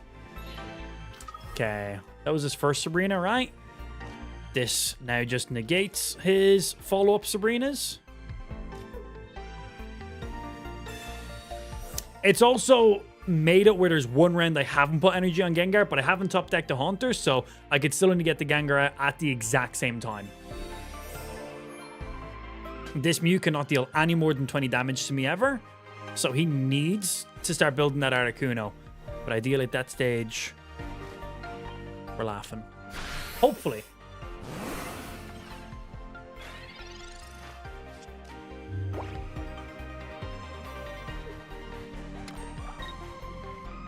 Is Mew meta now?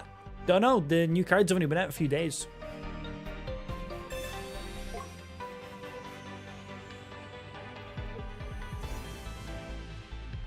Nice. He knew. He knew if he just left his Mew up there, he was just fighting a downhill battle. Hey, yo, Tom, thank you very much for those roses. Appreciate it. Does he read the chat? Yes, you said hello 5 seconds ago. I'm in the middle of a match. Give me a couple seconds to respond. And you Giovanni'd on it as well. Oh, he wants to get the 1-hit kill on the Mew. Oh, because he knows I used both of my potions. Smart play. But we're just doing this anyway.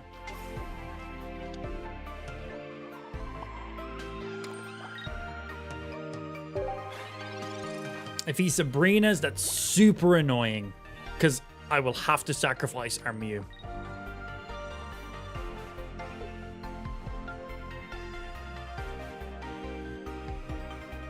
Let's see.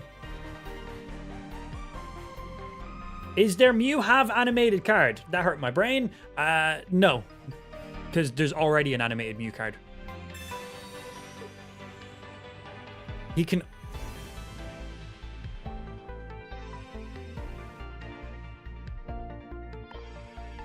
Okay.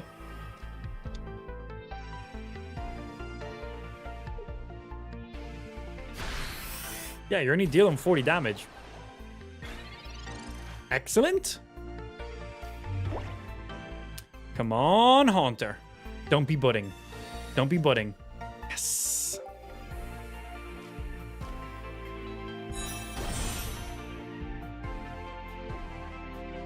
Okay, so...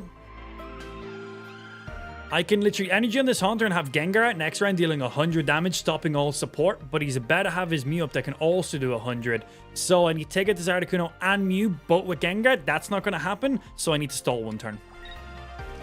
So I can afford to spend the energy up there. There's all his Sabrina's gone. I have 1 Mew that's weak, 1 Mew that's then full health. We can get you in case we have second Haunter up ready to rock.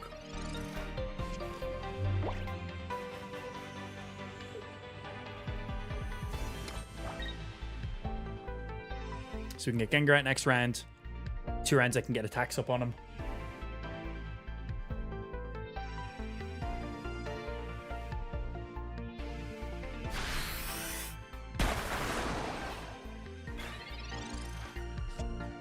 Do you take ones? I want to test a new deck. There's literally online matches. If you want to test a deck, just search online and test it against people. Just battle people. The option's there. Okay, so...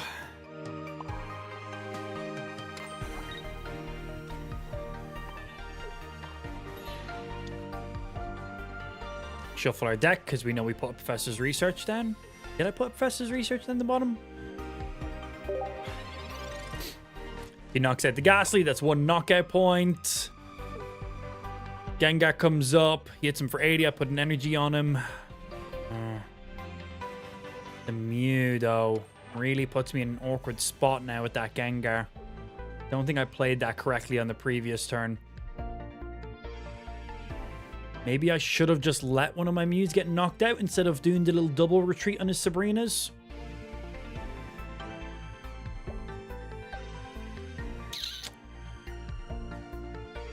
How do you think the trading feature will work? I think you will give somebody a card and they will give you a card.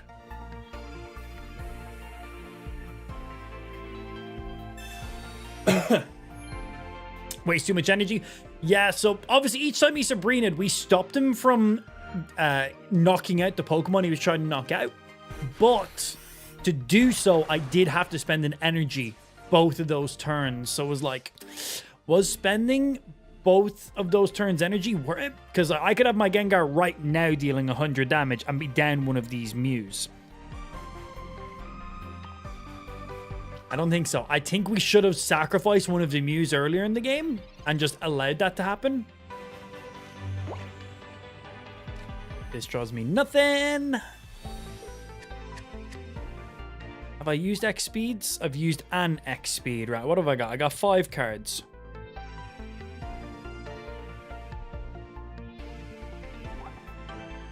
Okay, so I got a Haunter Gengar.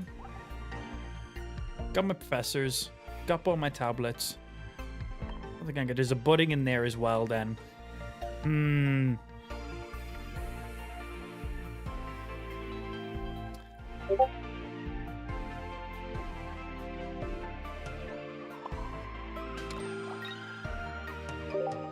Gotta just get hit. That's what we gotta do. We gotta just get hit.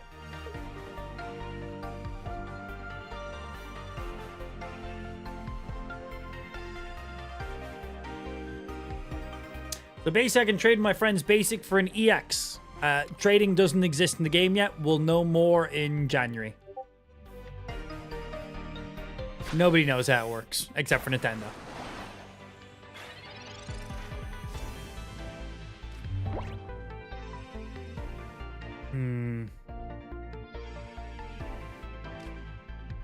I've lost this game. I'm just stalling now.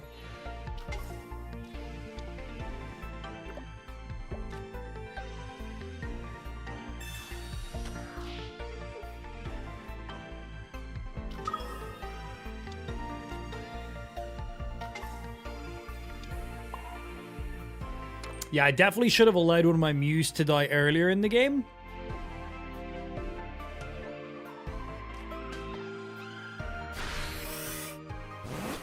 Finish him. Yeah, I definitely should have let one of the Mews die earlier in the game.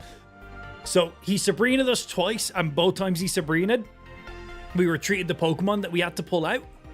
And each time it was our Mew. That cost me 2 energy. I was never able to get the energy up on Gengar quick enough then. Yeah, so we definitely should have let the previous Mew die and then rock it that way. This deck is mid if you're unlucky with the pulls. This is game number 8 and we've lost 2 games. One game was against double Mewtwo Gardevoir on curve. That literally could not have gotten out any quicker. Like, by the time I was able to play Tree Energy, he was already dealing 150 damage. And then second one was that one there. And that was just bad play by me. I should have, as I said, I should have just sacrificed the Mew and not tried to keep it alive as long as possible. The budding expedition just came in a little bit too late. I was like, no, keep it alive so that way I can budding it in the future. But nah, it was just a bit of a waste. Good match by that guy, though. He played 2 cards. What up? Lots of stuff. Can you show the deck? Subscribe to the YouTube channel. I'll be making some deck guides over there. You can check them all out. Are you playing your own decks? Are you still doing chat decks? That was just for one stream before the new DLC went live. These are all my decks and stuff. That was a one-time thing. I'm not taking any more requests by viewer decks. Fuck no. Not during the, like in the future I will, but that's an event stream.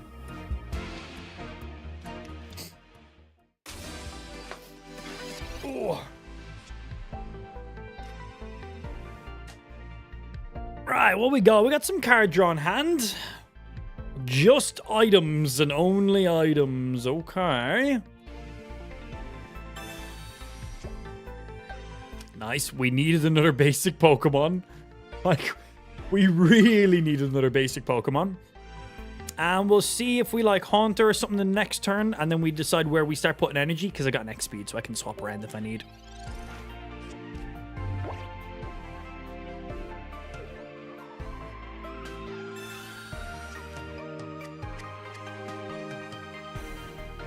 If you have a Mew up on bench and you genome hack a Moltres and you have another Mew on deck, you could technically just fuel that other Mew. So you could have 2 Mews with 3 energy up each. That could be a cool combo.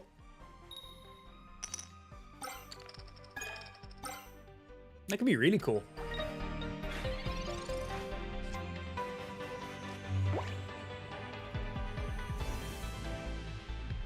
Luminum destroys bench development? Oh man, he's literally just a better fucking Seadra. He's very, very nice. Yeah, I've seen that guy. He's very, very nice.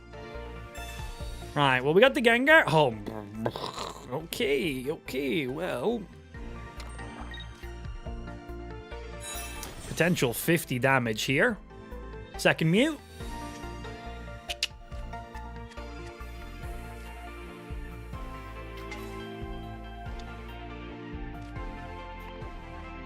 Little boop boop.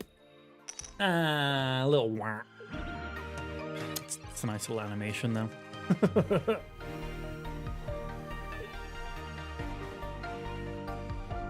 Oh, do you think it would still just work like that, File? Yeah, you're probably right actually, because Moltres only does work on fire types. It doesn't just add fire energy to any Pokemon.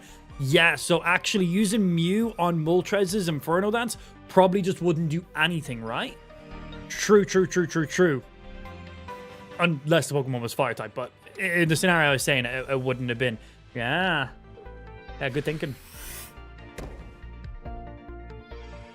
That's a lot of energy.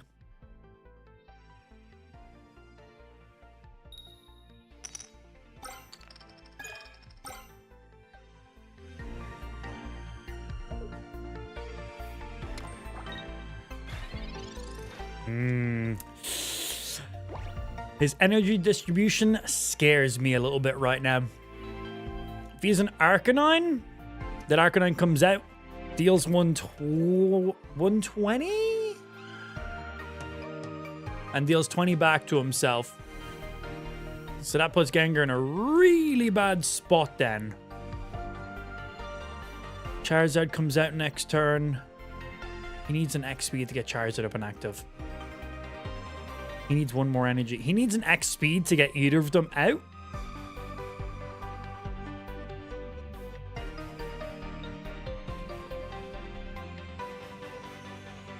I think I hold the Gengar for a sec.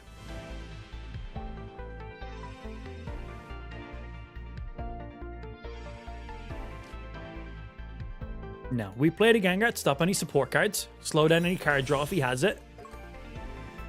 But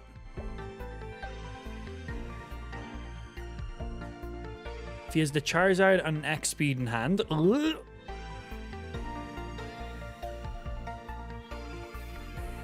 If he's the Arcanine and an X speed in hand. We're alive and I can still retreat you in the next turn.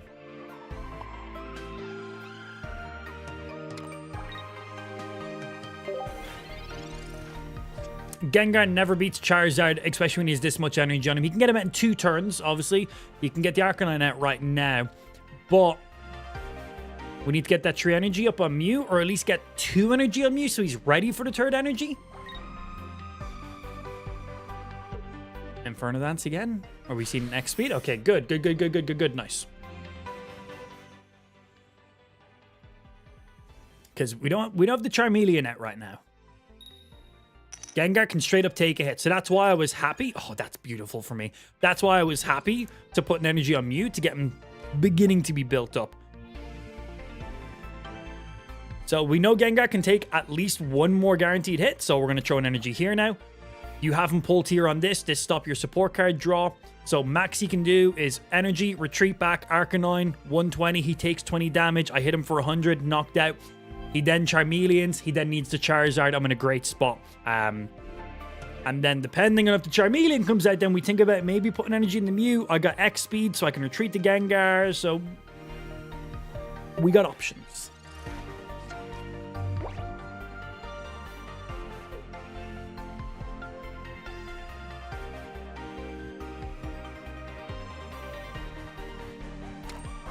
X speed to move Mew out to stall. I want to keep the Gengar up right now just to stop any Professor researches, really.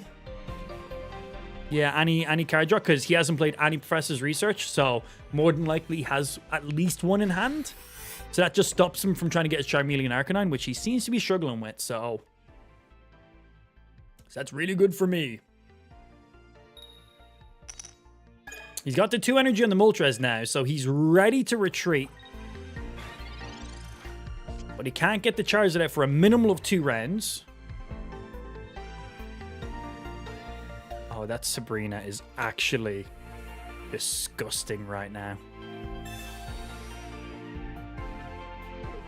Whoever he pulls out here is great for me.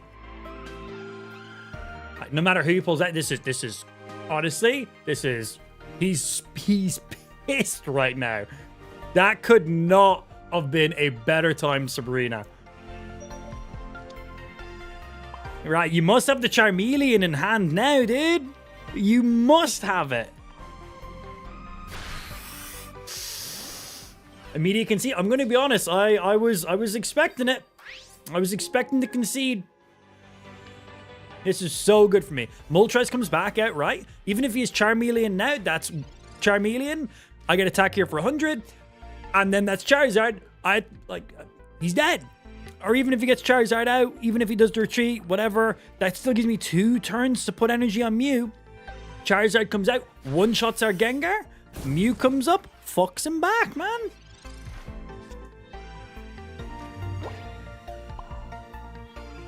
$70. Charmeleon does a max of 70 as well.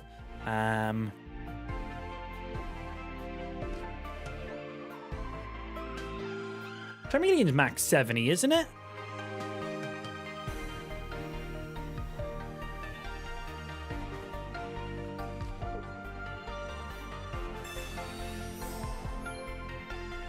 He can't play Giovanni's or anything.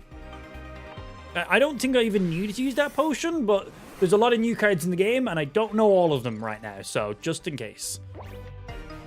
Charmeleon's 90? No way Charmeleon is 90. It's Slash, right? Charmeleon is 60, 70 with Geo. Sweet. And concede. Love it. I'm going to be honest, that Sabrina was so perfectly timed. 1 round before, it would have still been really, really good, but that was just so much more energy we made him waste. That was just... If that Sabrina was 1 round later, that would have been really annoying. If it was 1 round earlier, 2 rounds earlier, it still would have been a really good Sabrina, but that was pretty nice. I would be very annoyed if I was that guy. But yeah, the Gengar stopping him from using his Professor's researches was beautiful as well. Love to see it. Super, super nice. All right, what are we up against? What do we got next? Yeah, we potioned just in case. I had 2 potions in hand, and even if he had anything coming up there with the Charizard, we knew we were sacrificing the Gengar. We wanted his Charizard to attack the Gengar, so then that way Mew could come out and just one-shot him.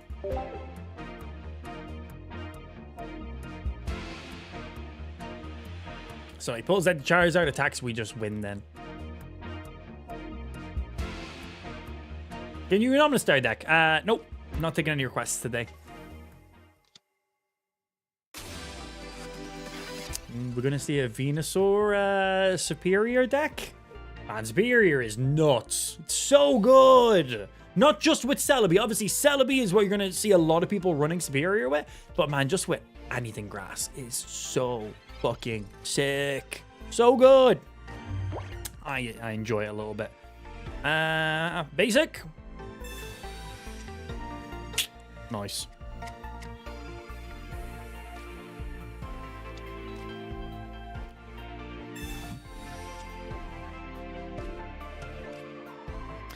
This stops Sabrina's. Because he's Sabrina's, we just go to the other Mew. And this should get me Mother Ghastly now. I have no other basics left on my deck. Okay, so for a Venusaur, is Gengar going to be better? I deal 100, he deals 100, he then heals 30. If I have Gengar up, it stops him from Arakin. If I have Mew, I deal 100, he deals 100. I heal 30, he heals 30. But he can then still Erica. We build for the Gengar. Do you think you would be able to make a deck that could beat all the challenges without losing back-to-back? Oh, that's interesting. Like all of the solo battles, I imagine is what you mean by that, right? One little cheeky guy over there, one little cheeky guy over there. So I don't have the Gengar right now, but I'm still going to put you on here because I want to. For that, what would I try to use? What deck would I use to try run all of the solo missions? Good question.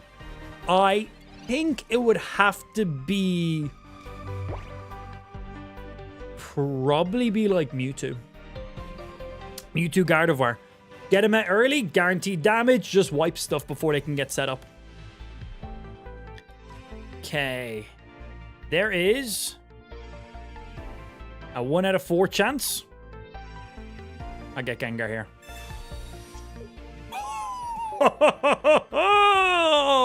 I turned into Santa Claus.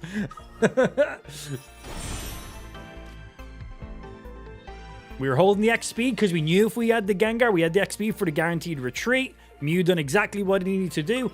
Sit there, take some hits, get retreated for 0 energy. Exactly what we want to do with Mew. We either Budding Expeditioner him out, or XP him out, or have 1 energy from an early round if I didn't get the... And there's the concede. Yep. Another one. Man, this Gengar deck has been destroying. It's been doing work. Like, I haven't used Mew for... I've used Mew for one thing, and that was it in this deck.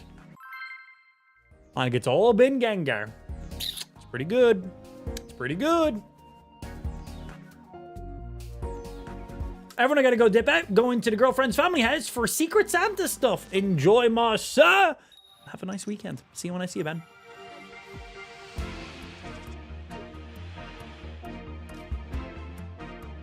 Okay. We're still gonna get Mew out in front. Because we don't know when we're gonna pull that Haunter. And we don't know if we'll get an X-Speed or a Exhibitioner dude. So we'll rock with that. You never put more than 1 energy on this guy, but he's like 1 energy, 40 damage when he evolves, I think.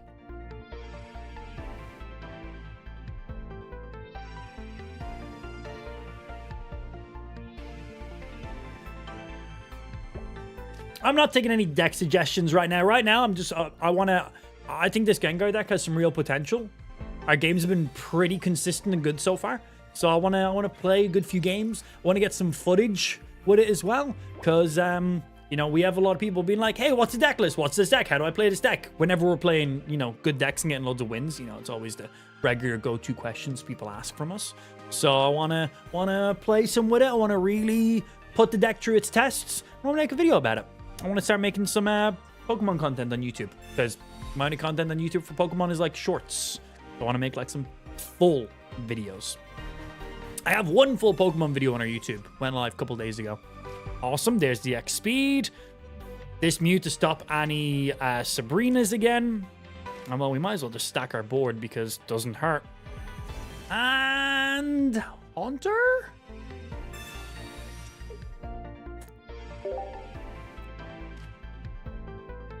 Beautiful. We have the X speed in hand.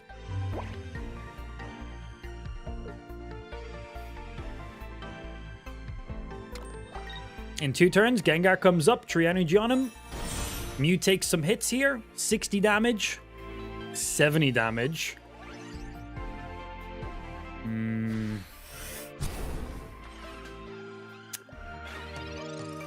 Liepard doesn't do anything more than that, though.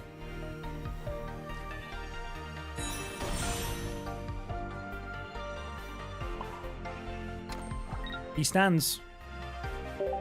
Hold! Hold! We're gonna say, even if he has another Giovanni, we're fine. But there's 2 of his support cards being played.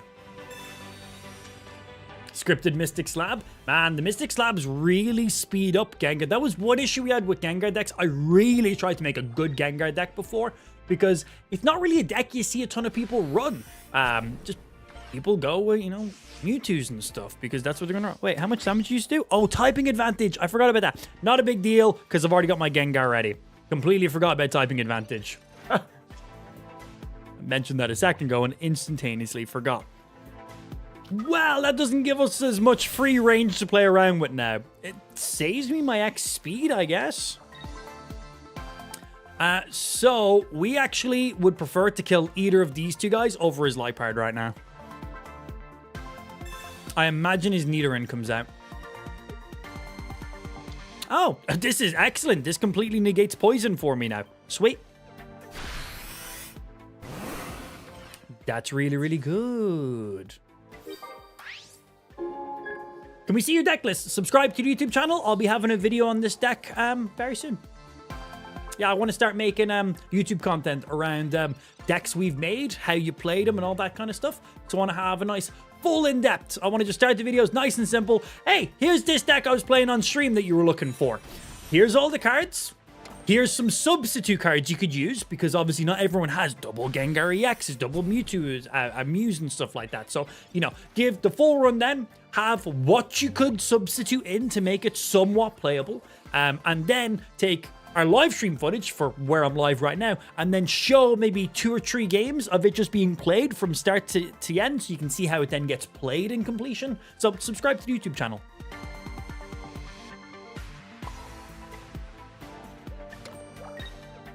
We build.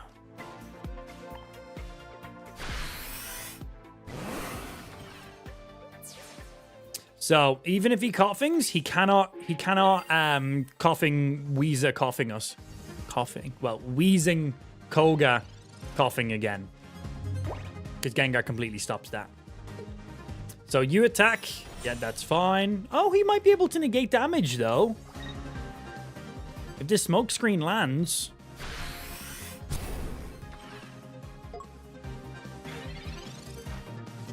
So is it only when I attack I find out? Oh, that's evil. So, if I attack, I flip a coin. Ooh. That's quite evil, actually. Pulls me nothing.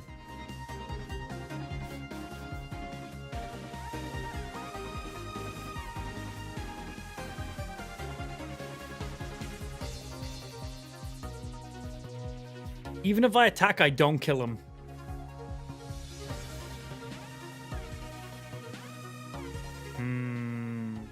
Full send it? Well, if I attack him for 100, he's still alive and he kills me.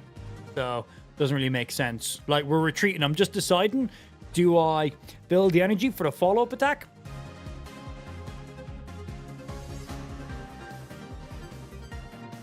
Yeah, so what we're going to do is we're going to do this.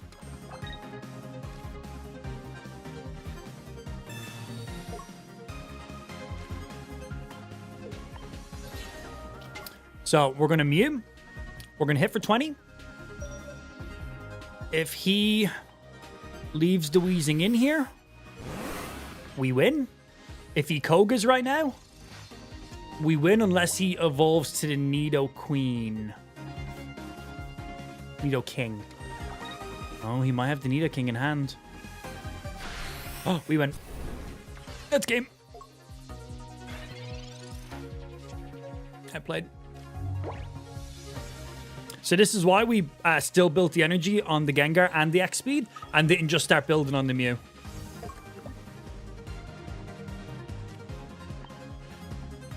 Because I win.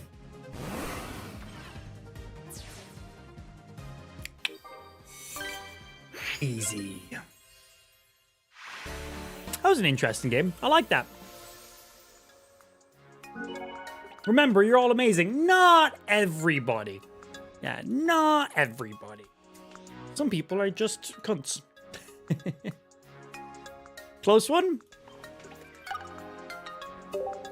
We had Budding Expeditioner in hand, so we could retreat the Mew and play it back at again at full HP. It would just mean I would need to lose 2 energy on the Gengar, but we already stacked up 4 energy the previous round, so a little bit annoying, but that would allow us to stall out 2 more turns, which would let us get back to the 100 damage on the Gengar again, while dealing 20 to 40 damage with the Mew. So I think no matter what, maybe not, but I think we were still pretty solid no matter what there.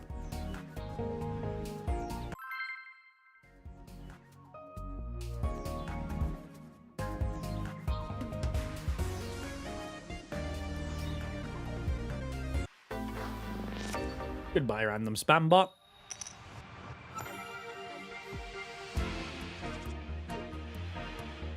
Okay. 2 out of the 3 cards in hand already. Pretty good. Pretty good. What are we up against? Fire type deck. If it's a Moltres straight away, we need to dig for the Mew. Oh, that's the thing I just said. Ooh. What's happening, Elijah?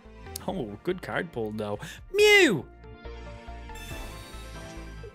That's a Pokeball, which could have drawn me my Mew. It's now at the bottom of my deck. Also means Mew might now be up 1 spot in my deck. Well, it now is up 1 spot from where it previously was. We just don't know exactly where. Yeah, I think I kind of need to get the Mew out. We might need to build Gengar. Let Charizard kill the Gengar so Mew can then kill the Charizard.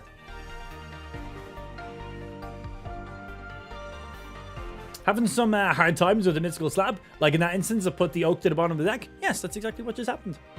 That's the downsides of playing that card. It has the chance to speed up your tempo immensely. But if you don't pull a Psychic card with it, whatever card you pull goes to the bottom. So that's the risk you're taking with it. So far, the Mythic Slabs have treated me incredibly good. Obviously, once you've drawn your Pokeballs and drawn your Professor's Researches, that makes the Mythic Slab even more powerful. Playing Mythic Slab round 1 is dangerous. You're literally flipping a coin and hoping. But if you've only got 5 cards left in your deck and 3 of them are Psychic, you have a 3 out of 5 chance of just getting that card pull. So, Mythic Slabs become more powerful the smaller your deck gets through the rounds. Or if you've just pulled all your support and trainer cards.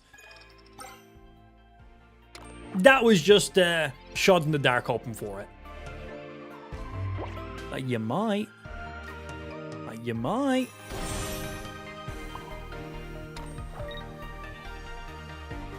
Sabrina just pulls out his Moltres. By Sabrina. Just pulls out the Moltres. He puts 1 energy on it. It just means we wasted direct energy, and for him to retreat one of his Moltres, he has to put an additional energy on it. Yeah, I like that. This seems weird because he's just going to go to Moltres, but this basically just means now if he wants to retreat his Moltres, he has to spend an additional energy. Which is an additional round it will take him to retreat him, unless he's an X speed.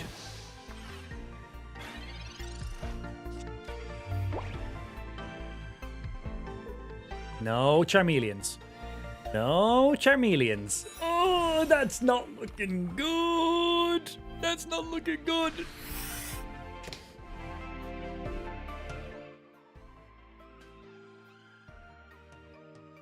The Charmeleon Geo? There's also a lot of other things that could kill us too, yes. I'm not going to list off everything though. We're going to the restaurant that we're at here. Oh, jealous, man. That fucking, that pot of like mixed fucking deep fried fish that me and Lou got. Oh my god, that was delicious, man. That was so good. That was a really nice spot. I'm glad you brought us there. Okay, we got the Mew.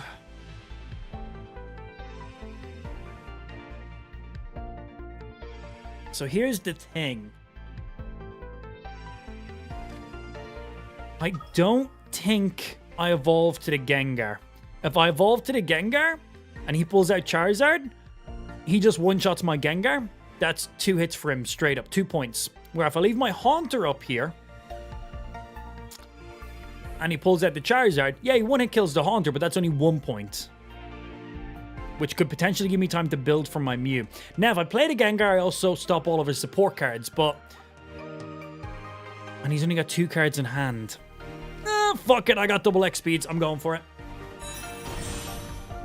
I'm still building on the Mew here, though.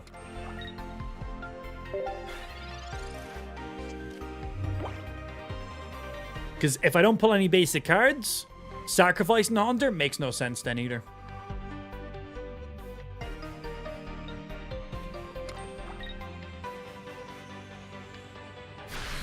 Good. Because he only had 2 cards in hand, and he hasn't played any support cards yet. So that was literally the deciding factor on me pulling out the Gengar. If he has 2 Professor's Researches in hand, or whatever the fuck he has in there, that could be really annoying. Having the Gengar up now stops him Sabrina in to pull my Mew out before it's ready. It stops him generating additional cards or reducing any potential damage in there. And then the only way you can kill the Gengar is to attack it with Charizard. I'm not playing that second Mew right now. That makes no difference. I was like, in case Sabrina, he can't Sabrina. So the only way he's going to be able to kill this Gengar is to pull out the Charizard. But then once he pulls out the Charizard, I pull out the Mew. So I now start putting energy on Gengar. I have Mew at 2 energy, which means once I pull Mew out, I put an energy on him in the same round, and I get to attack.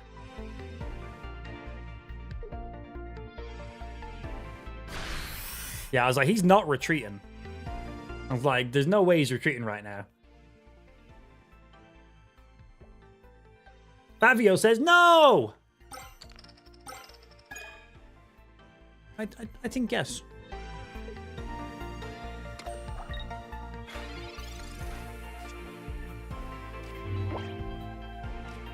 Build for the second Gengar. I have no need for it. But if I need to sacrifice a basic Pokemon, that comes in quite nice. So you go up there. So next round you can attack for 70. Or you can retreat to the Charizard. Charizard comes out, one-shots me. Then I one-shot the Charizard. He doesn't have enough energy on you for another Charizard. So I'll probably pull out the Moltres. We'll see. Alright, then we came across your live on here and I really like and enjoy the streams. Appreciate that, dude. Yeah, check out the main stream, kick.com/amplified. For those of you watching the stream who don't know, I'm multi-streaming. I'm live on Kick, I'm live on YouTube, I'm live on TikTok, but Kick is the main platform. So get your booty over there if you use Kick.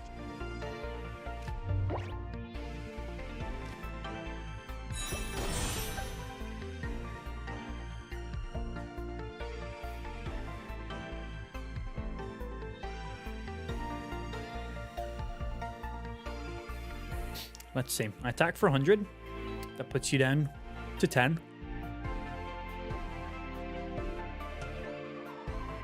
He can't kill with the Charmeleon. He can pull up this Moltres then that kills.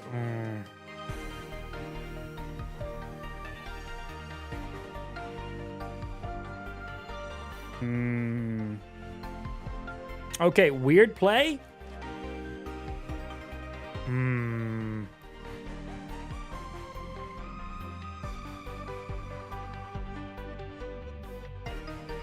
Okay, weird play.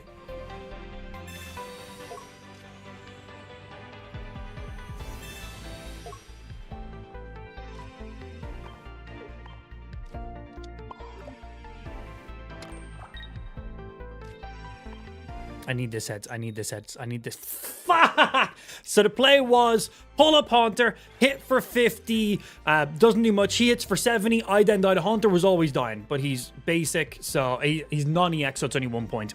I then pull up the Mew and then hit him with a follow-up 70.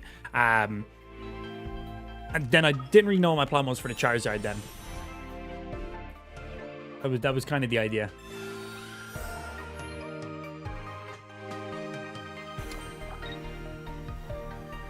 Hey, welcome over, Dan. Welcome over to Kick. Yeah, Kick Chat is so much nicer, man. And it's less toxic and AIDSy and full of 9-year-olds, which is quite enjoyable, too. Half the TikTok chat is literally just the same responses over and over again. Yeah. That could have been fun. The potion completely negated what I was going to be doing anyway. Well played, ma sir. He just Moltrezed. And just went energy, energy, energy, energy, energy, energy, energy. That's all he did.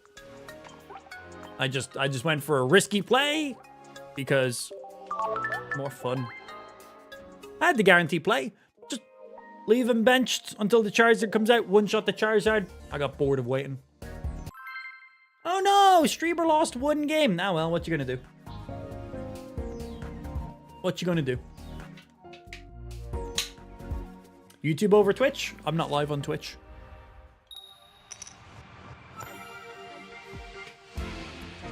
Would have been a sick clip. Could have been nice, but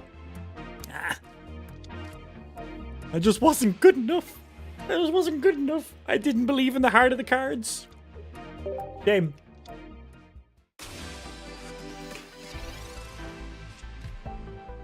Man, I think Jittot is actually a really good Pokemon. The last card's in my hand. The last beneficial he is for my enemy. But he's really, really nice. Yugi would be ashamed. I'm so sad. I'm so sorry. Oh, we going full fossil deck with Jittot? Okay, dude. I'm liking it. I'm liking it. That's why he has the Jittot in there, obviously.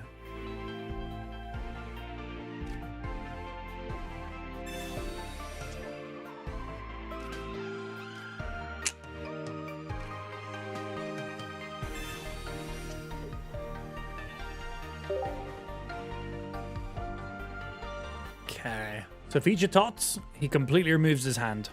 I didn't want to make sure he's drawing additional cards.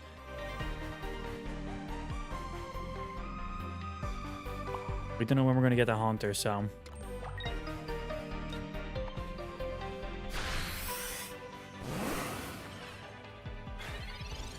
we begin it. What's your favorite Pokemon and why? Slug. Because Slug. Yeah, favorite Pokemon overall, favorite Pokemon in TCG game. What are we talking about here? You know, I've got like 56,000 different favorites depending on the scenario. Yeah, it depends. It depends. I'm only here for the potato Pogs. They're pretty good. They're pretty good Pogs. Have you pulled the gold card? I have the gold Mewtwo and the gold Charizard. So I'm missing the gold Pikachu and I'm missing the gold Mew. I think that's what I got.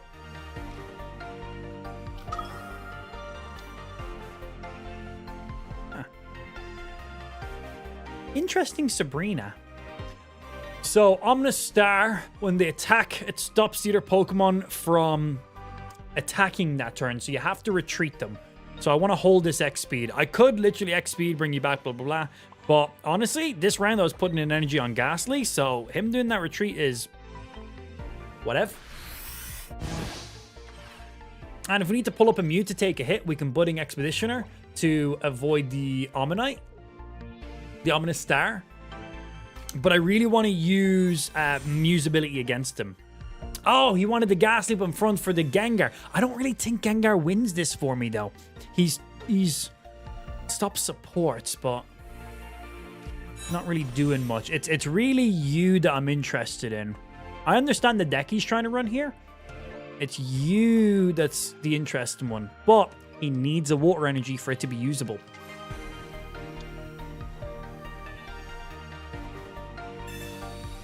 Well, I can X-Speed now and retreat you back. I'd really love to use Mew's Genome Hack against Omnistar himself. I think that would be really sick to see.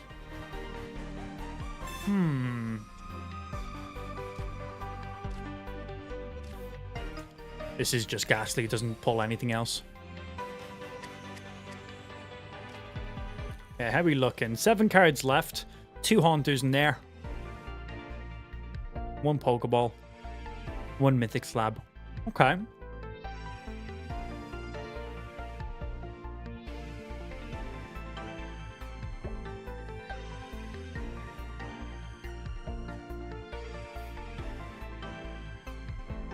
What makes the most sense? Gengar or Mew right now? Mew for you. Gengar for you. Don't have Gengar out for a minimum of 2 more rounds. But he has no water energy for at least 1. So we're going to do this. So that way I'm not losing an energy. I have a Budding Expeditioner in hand, so we can let this Mew take a hit. I also have another X speed, so I can swap around if I need to, but ideally not. And then we build here. Yeah, because I need Gengar for you. I can deal with you with Gengar too, but he's going to be getting that water energy next round. So yeah, Mew for you, Gengar for you. I like this guy's deck. This is a good fossil deck, actually. This is like my alley of decks to run. Aerodactyl, stopping people from, evolving their active Pokemon. Omastar, Omanite, Omastar? Omastar, I always forget which one is which. Stopping the opponent from attacking, forcing them to retreat. I like that. I like that. Excellent. Okay, good. We played the energy perfectly. Because next round we got the Gengar. And now I can spend 1 energy up here. And we just retreat to you. We're going to be sacrificing you, but we get the Gengar up then in the next round.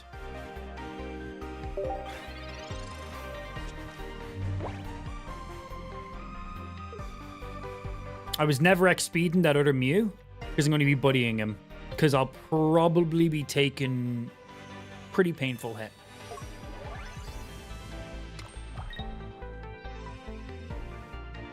Aerodactyl's special ability is Primeval Law. Your opponent cannot play a Pokemon from their hand to evolve their active Pokemon. It's really nice. And that is passive. They do not need to be out in front. Aerodactyl just on the bench has it active all the time. It's really, really cool.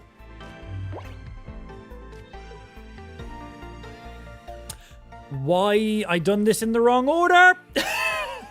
I was not meant to throw Haunter up in first place. Okay, whoopsie. Well, we're healing this Mew now, I guess. Yeah, not a big deal. I just read what he does out loud and then instantly forgot what he done. Yeah, it just means I'm budding right now this turn to get this Mew back to full health. I wanted to do that to the Mew in a future turn, but guess I'm doing it this one. So yeah, like still exact same. Gengar up, 3 energy was going on him. This Mew full health, 1 energy. This Mew full health, no energy. This Mew was like 30 HP with nothing on it, so whatever. But I didn't need to budding right there that turn. I could have saved it. It doesn't really make a difference. Maybe it does, I don't know. Yeah, I definitely done that wrong. This is good.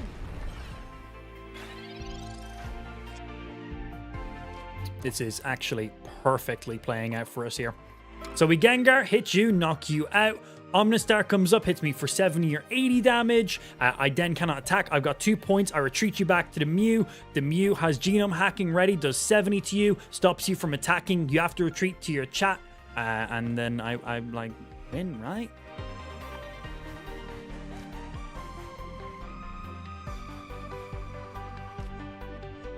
This doesn't pull me anything I need. So Sabrina is now at the bottom of the deck and I have 4 cards. Then we played a Pokeball, which now shuffles my deck. So Sabrina is in any of those 4 spots now. I just kind of wanted to do that, if I'm being honest. Bum bum. Yeah, Omnistar comes up, attacks me. We retreat, use Mew, attack Omnistar. Omnistar has to retreat. Chat knock comes up. Can I even deal any damage to Chatnot then? Chatot. Oh, no, he's got another fossil. Okay.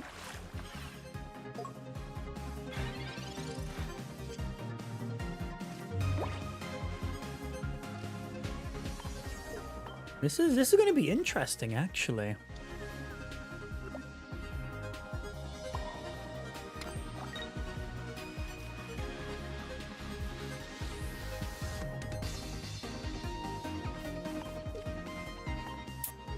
So he has Omnistar for 70, and now Omnistar cannot attack. So it sits here and dies, or he retreats it and pulls out something else, which gives me time to put energy back on the Gengar. He tries to stall for the Omnistar, I imagine, but then my Gengar's back to full. Yeah, if he swaps that Aerodactyl, that's... I don't know about that. Just got Gengar EX this morning, right when you woke up. Very nice. Yeah, with the addition of some of the new cards, Gengar has Gengar's got a little more tempo to him now. I still think the strongest Psychic deck in the game still is Mewtwo Gardevoir. Like, you're just not beating that, honestly. But if you don't like to play metas or you don't have all the cards that you're looking for, this is really nice. If he changes to that Aerodactyl right now, swap to the Chita, right?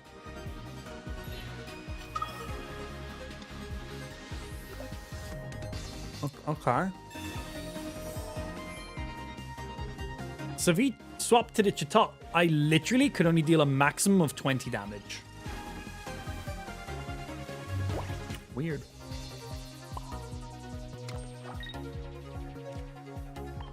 Now I get to hit you for 80.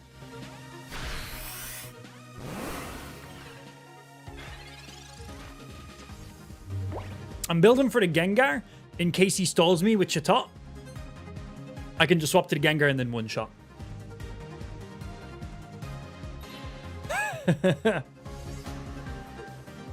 I win. Do you have another potion?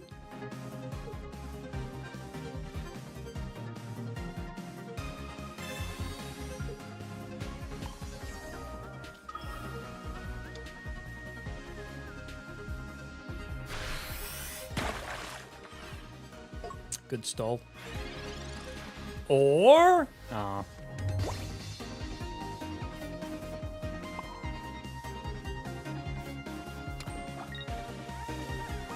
He's just prolonging right now.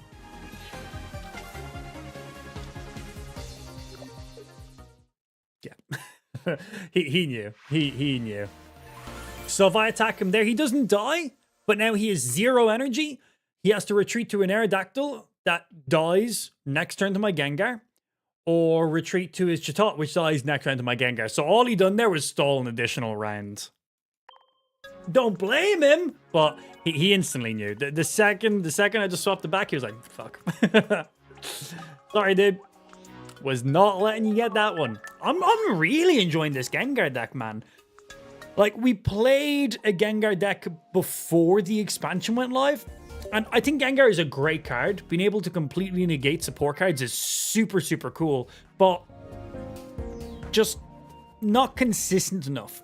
But now with Mew being able to take some hits or build on your bench, with Mew having the Budding Expeditioner, and then with the Mythical Slabs as well, being able to speed up your Haunter and Gengar pulls potentially is quite nice. Oh my god, look at this hand. We have a Pokeball in hand too. I have one Mew, which means this Pokeball has 2 chances of pulling a Ghastly for me. 1 chance of pulling a Mew. It's pretty good. That's pretty good. But why would you concede instead of a loss? That's the same thing. Yeah, it's the same thing.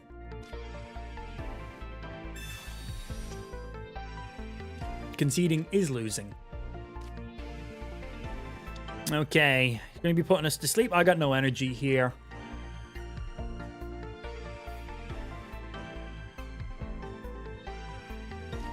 Turn 1, Sabrina. Give me that Articuno.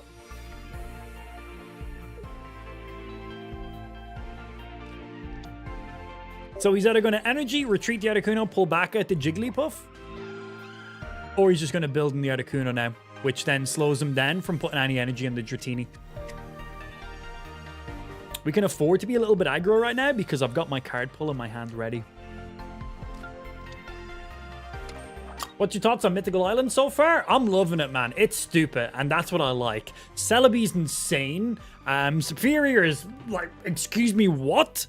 Why does that exist? And then you compare that with Celebi. You then have the new Vaporeon. It's like, wait, Misty's now even better as well. You then have Mew that can go in any deck. I'm liking it. It's stupid. Like, yeah, but I like it because of that. Pretty good.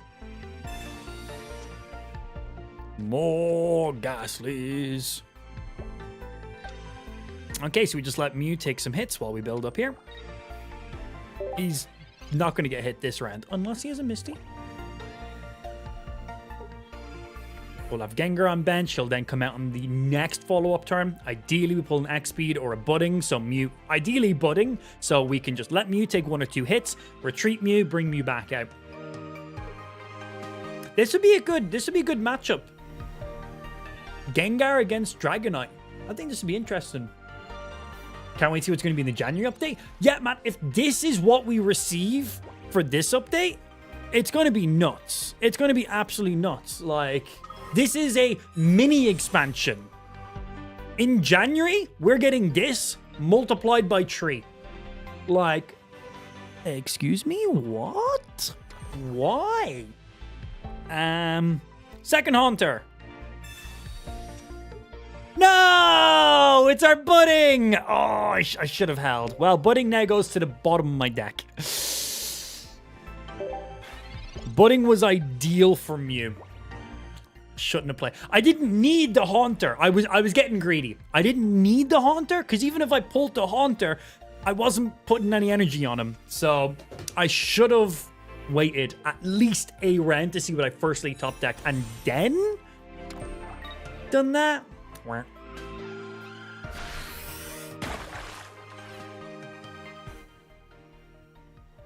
Don't paralyze me.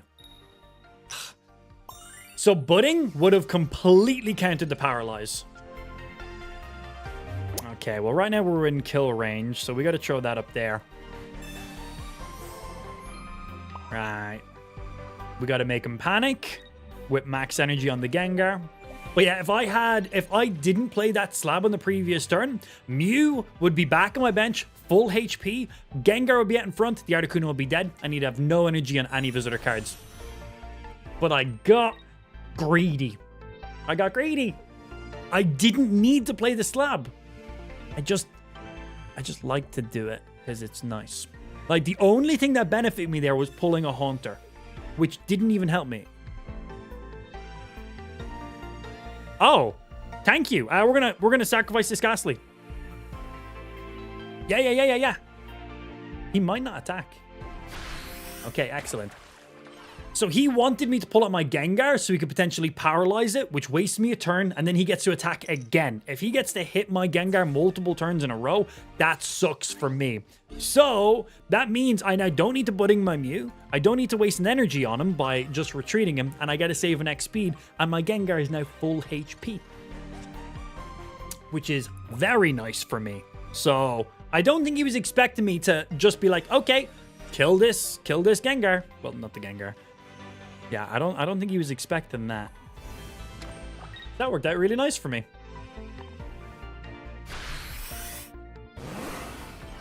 So I imagine we see either his Jigglypuff or his Dratini coming up now. He basically needs to try survive against me enough rounds to build energy for that Dragonite. We'll see. I think we'll be seeing like a trainer red card next. Not to be confused with the red card. Yeah, absolutely. Oh, that's annoying. Now we'll stall him one. Okay, we need max health on the board. Because he's trying to build up here.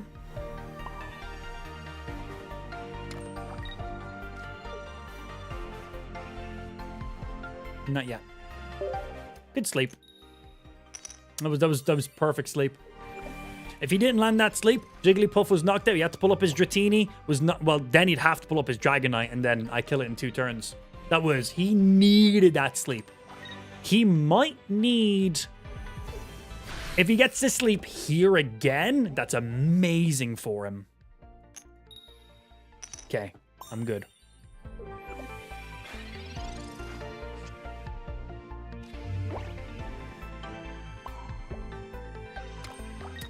So, we attack. He has to pull up his Dragonite now. I can attack his Dragonite directly on. I think I'm going to use Mew to try snipe the Dratini on the bench. Shh, don't tell him.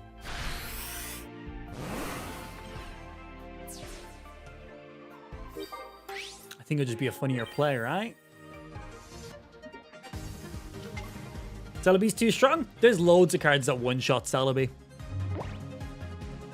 But Celebi can be absolutely insane. Yes, there's no doubt about that.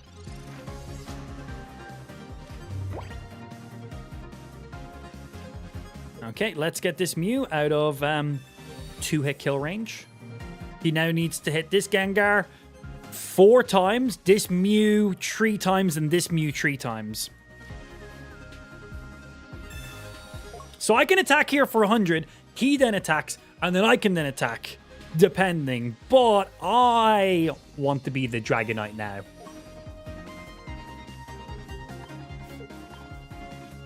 Yeah, I want to be the Dragonite.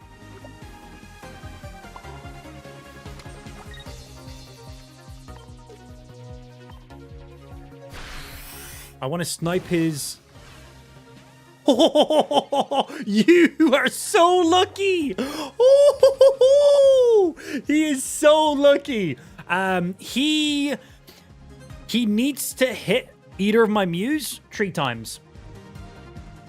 3 out of 4 when I've got 3 Pokemon on the bench. That's it. Well, 3 Pokemon in total. Ooh, that was honestly the best case scenario for him.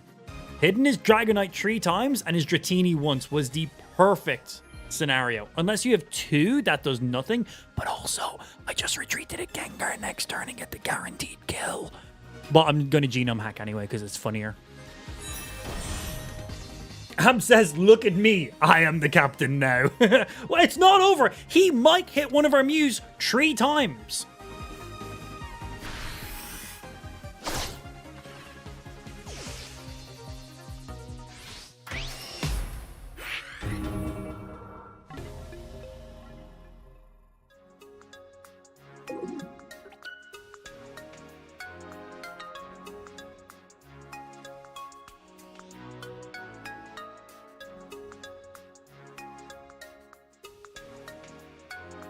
I don't remember going in for a prostate exam stream, but that man has thoroughly inspected my rectum. He just hit the Gengar for all 4 hits. That was rigged. That was rigged. There's no way. So you're telling me he has 2 Pokemon up. The only way I don't kill him is if I don't hit his Dragonite 4 times or his Dratini twice. All I need is 2 hits on the Dratini or 3 hits on... Yeah, 3 hits on the Dragonite. Or 2... That lucky motherfucker, man. So we pulled out our Mew, used Genome Hack to use his ability before him, and we hit the exact amount of hits to not kill anything. And then he does it. Bro, that Gengar got fucking destroyed. That poor Gengar. That Gengar got hit for 4. We had 2 Mews up on the board. If one of those hits went anywhere else, it would... That was scripted. That was pretty fun. I completely forgot that hourglasses to claim. I deserve that for playing the game. I have some packs to open. Get some shit. Bye, Gengar. Yeah. I'll always remember you, Gengar. That was never a scenario I was expecting to happen, which makes it that much fucking funnier. He's just a gamer. That's it. He's just a gamer. He just has a better gaming chair than us or something. That was like a 1 in 81 chance to happen. That makes me feel even worse. Was that your objective? Well played. 1 in 81 chance. Pretty good. Good for that guy. Yeet. Aw, I think that's my last free pack I can open right now. How many hourglasses do I have? I have 5 hourglasses. I get another pack in 2 hours and 34 minutes. But you know what I do have? Wonder Pick points. I'm maxed up right now. Anything good? Oh, there's a Celebi chilling in the Wonder Pick. Look at that guy right there. Taurus is honestly amazing. Taurus really good. What else we got? Oh, Superior. I think I have 2 of these already. Do I? I do. Full Art Superior is amazing as well. Can somebody get the Full Art Blue? I really want that. Don't have it yet. Luminous is amazing. Luminion. Another Superior. Anything in the expired slot I is a looking for? Nah, nothing in there. Right, let me just open something to waste some of my packs. We'll open up you. I'm going to spend 2 of my hourglasses. Just so that way this time tomorrow I've then regen them again. Click. No, let's just spend 1. Thanks for the card. Wow. Pudding's a great card, actually. Cool. Thank you, my good sir. More missions? I thought I claimed all my missions. Oh. We've already won 10 games with this Gengar deck? Man, that's not bad. We've lost a few, but our win rate has been really, really good with it. Like, really, really good. That last Dragonite one was pretty funny too, I suppose. Right, let's see. I think I am very happy with this Gengar deck. I don't think there's a single thing I would change in it. We've played like 14 matches with it. 110? That's really good. One of the games I lost was double Mewtwo Gardevoir on Curve. I didn't even have a chance to evolve my Pokemon. It's like, well, fuck. It's like turn 2 and Mewtwo's dealing 150 damage. I'm like, excellent. It was turn 3, but still. That Dragonite one, that was just pretty funny. One of the games I completely lost because of my misplay, and the other one was just a good matchup where the person was just solid game, honestly. Not making excuses, just giving a rundown on them. But overall, I don't think there's a single thing I'd change in this Gengar deck. I think this is a beautiful Gengar deck. So I think we go play another one of the new decks. We have made an Aerodactyl Brock deck. I like to play non-meta decks. Because, well, if you look at any streamers or YouTubers or, you know, like TikTok videos, it's always Celebi fucking superior, Mew, and it's just the same cards on repeat. So I like to play some other different random stuff. So yeah, I'm very happy with that Gengar deck. I think we locked that in, and I think we make a video about that. We definitely have a lot of wins from it today, so I definitely have some content ready to roll. So if you want to see a rundown on that deck, subscribe to the YouTube channel. I'm going to have a deck list in there. I'm going to say what cards you could substitute in case you don't have, like, you know, Mew, or maybe you don't have 2 Gengar EXs or something. So I'll give a rundown with the deck list. I'll give a rundown on what cards you could substitute in its place. And then I'm going to just take footage from today's stream and then use that so you can see how it gets played out. So you have like a full tutorial for the deck list if you want that too. Subscribe to YouTube. ! Links into the chat. How much longer are you planning on streaming? I stream until 7 p.m. You missed a Rainbow Aerodactyl on the Wonder Pick? Oh, the best Wonder Pick I have seen in my game has been the Full Art EX Gyarados. I didn't get it. I pulled like a Snivy. I'm pretty confident I pulled a Snivy. Which makes me sad. Pretty funny though. Yeah, look at that guy, man. What a cool looking card. I spent my pack points to craft this one.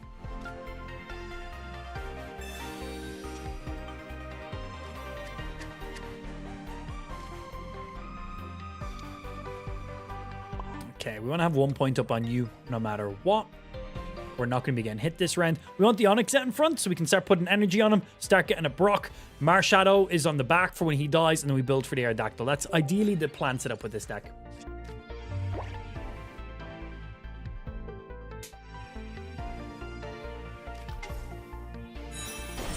Oh, he's rocking the new Executor. Just trying to build maximum energy. All right, cool. So next round, you're starting to flip coins.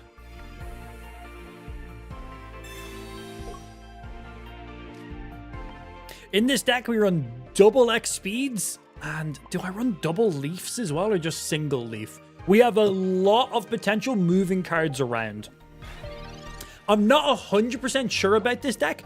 I think Brock is a pretty useless card anytime we've tested him previously, so I wanted to give Brock some love. I think Brock with Onix is the way to go. I think there's definitely the new Golem, which is significantly better than the old Golem, but we kind of need a basic card at the beginning. You're gonna Sabrina that, motherfucker. I just X-speeded him out. He might land 0. He's gonna land double heads here, isn't he? Literally Sabrina to keep him alive. Okay, that's nice. That's fine.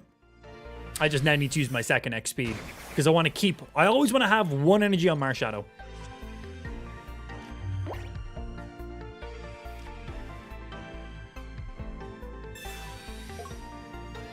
Now 1 energy on him, so that way if anybody gets knocked out, we're instantly ready.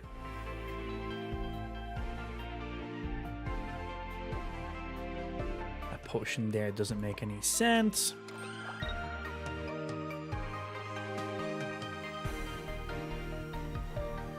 This Sabrina forces him to use an X speed. I doubt he'll pull out the Snivy. He'll probably pull out the Executor here. Oh, he's pulling out Snivy. So he's probably going to go 1 energy retreat. We'll leave it. I'm not wasting the potion on Marshadow because if he lands 1 heads, he's dead no matter what.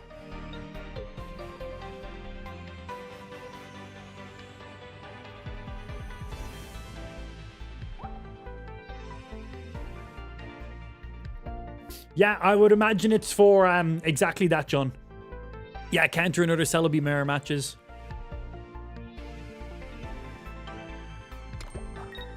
I love seeing all the coin flips. People get pissed off about it. I imagine the retreat here for the Celebi again. Now, are we going to burn his second Sabrina or no? You had a second Sabrina in that hand? Going straight for him. This works out pretty nice for me, actually. Because now I get to hit him for... Yeah, like, no matter what, I'm alive here. I get to hit him for a guaranteed 70. Oh, typing advantage! No! I completely forgot that he had a type... I was like, yeah, he can land 2 heads. That's no problem. Yeah, that's not no problem. I completely forgot typing advantages. Yeah, kind of forgot that a little bit. I was like, that's fine. He hits me. I'm alive with X amount of HP. I then hit him for 70. He then knocks me out. I then Marshadow, laughing. Whoops. That's not how that worked. Yeah, that's not how that worked. That's a lot of coin flips. Yeah, note to self. Celebi is grass. Onyx no like grass. Marshadow is fighting, so it's psychic he doesn't like. Whoops. Yo, buddy, enjoy the rest of your day, my sir. Typing badge can be confusing sometimes. Yeah, like all the birds are all just flying type. Damn, that's some good coin flippage right there. Pow! Big damage! So this is an Aerodactyl deck. You might not have noticed because I haven't had a chance to play Aerodactyl, but this is an Aerodactyl deck. I got 2 in hand, but yeah. There's nothing I can do. So, the downside, if this Aerodactyl Brock deck gets instantly countered by Celebi, then this is going to be an unusable deck because Celebi is one of the most popular decks in the game right now. So, might be back to the drawing board with our Aerodactyl Brock deck. Might have to substitute Aerodactyl in a different deck somewhere. That's still a kill because typing advantage. The typing advantage is just enough to get the kill on me. Ah, well. Oh, no, Onyx! Good game, sir! I guess. He just flipped coins. I dealt 100 damage. I'm not hitting thank you, because you're a pee-pee.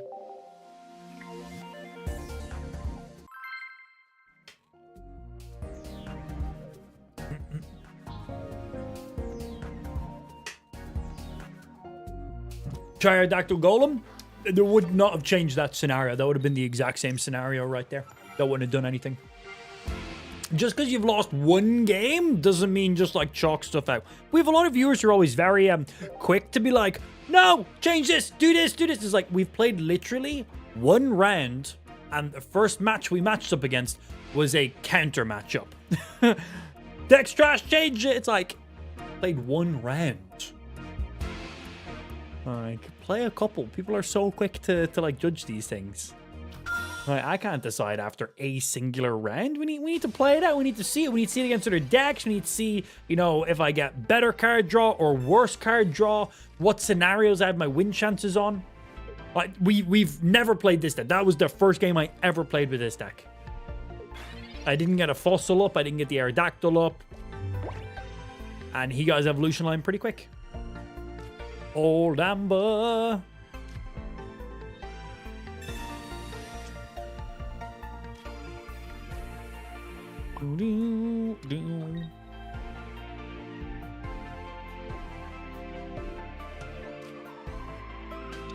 Just in case he like Sabrina's and takes out an Amber. So that way I'm able to evolve instantly.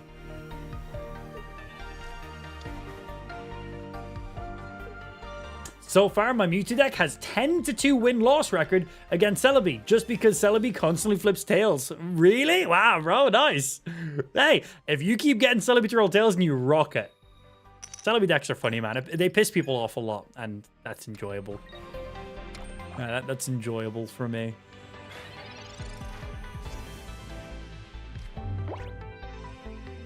Brock would have been great right there. He must have the Gyarados in hand if he hasn't put any energy on Mew and he's instantly rolling for you.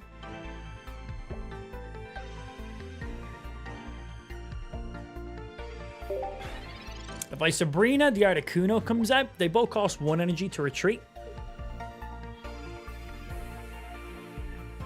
Can allow us to make him not spend 1 more energy on the Magikarp, though. I was going to say, unless he plays the Gyarados right now, I think we're all right. The full art trainers look sick. Oh man, blue. Full art blue looks amazing. It's really good. Why don't you go live on Twitch? Because my main platform is Kick.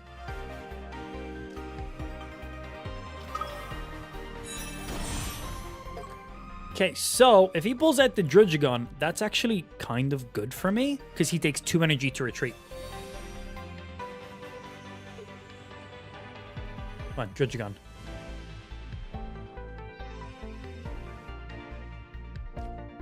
Good.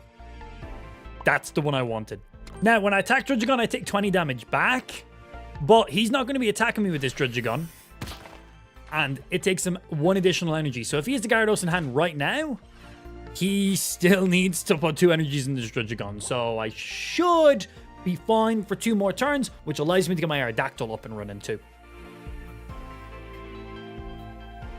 Maybe. And there's the Gyarados, but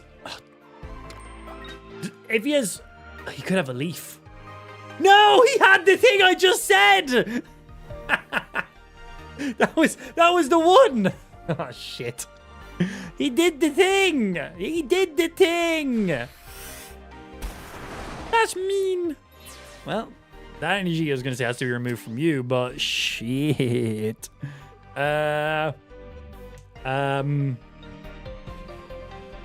Here's an Amber, I guess.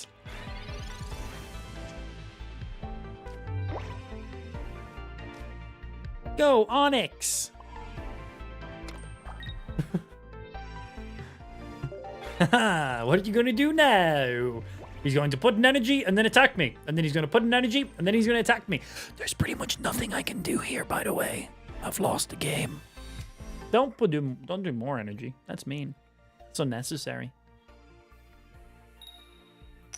Well, less.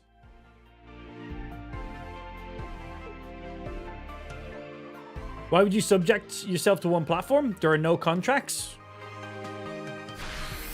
Yes, there is.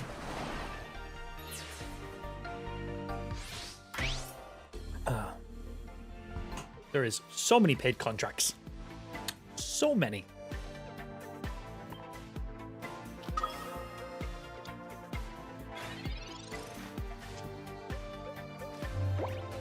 Okay, easy play.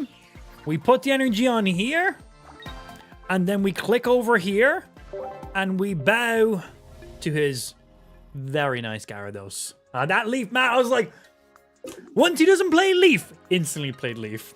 Okay, so 2 rounds with our Aerodactyl Brock deck. Absolutely trounced in both of them. I stood 0 chance. There was never a scenario where I remotely came close to winning either of those matches. Let's run it back. So far, we've tested 2 new decks today that we made. We've tested our Gengar deck. Loving it. Amazing win rate with it. We played like 14 games with it. 10 wins, 4 losses. 2 of those losses were kind of bullshit. I mean, they were skilled players at the game. The other ones were just really good matchups, actually, that I just straight up lost. But really good win rate. Lots of playing around. Lots of strategizing with the deck, which I really like. Now we're trying a different deck because I'm very happy with the Gengar deck. I'm like, yes, locked in. We're not editing it. We're like, let's check out another new deck that I built. And well, here we are now. So I'm going to Brock right now in the Onyx. I can't attack, but if I pull Brock next turn, I'm instantly dealing 70s. Is this Yu-Gi-Oh? Sure. Why not? It can be if you want it to be. What's the goal / idea of this deck? Knock out the enemy's Pokemon before they knock out yours. So I think it's pretty much the same goal every deck has. Well, that's actually a lie, because in my troll deck, my goal is to not knock out Pokemon. It's to piss them off more. Oh, I need to edit my troll deck, man. I have so many things I want to utilize with the deck. I think in my troll deck, I might remove Aerodactyl from my troll deck. I just don't really have the spacing for it the way I want. Top deck Brock! Aw. A top deck Brock would have been pretty cool, actually. Great, got it. I'm glad you got it.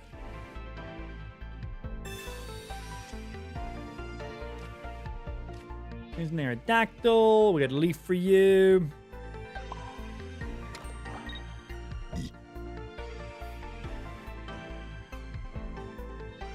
Yeah. Good luck. Why, thank you. Why, thank you. Why are you playing a non-meta deck? It's all I ever play. Meta decks are for people who don't know how to play the game. I joke. Play whatever decks you want to play, of course. I just like to chat some shit. I just like playing my own custom decks, you know? If everyone just plays the same card decks as each other, then what's the point in all the cards that I pulled? What's the point in customizing my own deck if I never customize my own deck? If I just run the same deck that everyone else is running, where's the, you know, identity behind what you've built? It's not there. Most people play the meta decks because, you know, they're incredibly strong and good, but paid for the cards, I'm gonna use all the cards. Okay, so he's definitely...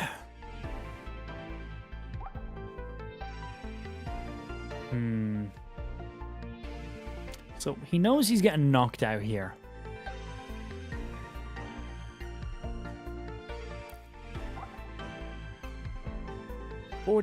I don't know. I don't understand that Giovanni, though. Like, with the Jolteon, he has to hit me twice. With or without.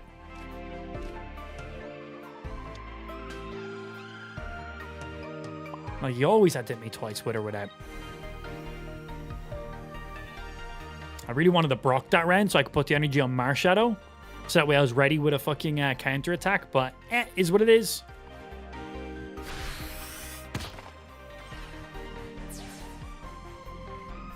Yeah, what was the purpose of the Giovanni?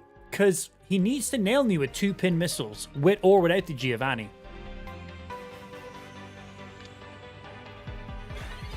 Oh, wait, no, would I have been 10 health over? How much does Voltorb do? Does Voltorb do 20, not 30? No, that actually got me just in the 2-hit kill range. Never mind. I would have been just outside the 2-hit kill range. No, that was actually smart of him.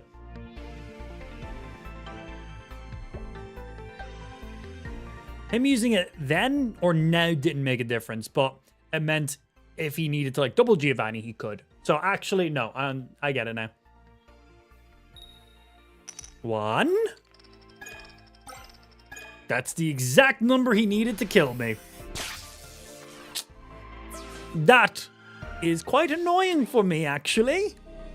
So I have an X speed in hand. If he lands 2 on the Marshadow, we're dead. I just need to build on the Aerodactyl for 1 turn.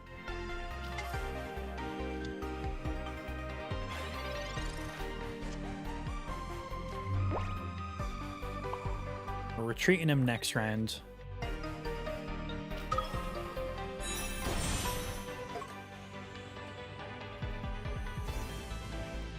And then, unless he has a leaf or a X speed, he shouldn't be able to retreat this guy. And we have an Aerodactyl, so he can't evolve it.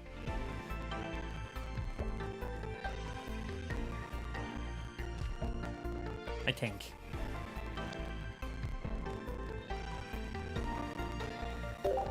That Aerodactyl looks amazing. Yeah, man, the rainbow art Aerodactyl is very, very sick looking. Really, really liking it. I actually spent my pack points to craft that one. Onyx desperately needs to only be 2 energy attack. I don't think they're going to change Onyx, because I think in January we're going to see Steelix come into the game. And I think that's where Onyx is going to become insanely good. Not for him being Onyx, but for him going from Onyx to Steelix. I think he's going to be nuts. I think he's going to be really, really good. What's in your troll deck? I don't remember all the cards off my head. But I know I want to edit it some more. So even if I told you every card that was in it right now, that's not what it's going to be when it's finished. Have you got any other good cards? Yeah, we got a lot. We got a lot. Spent money.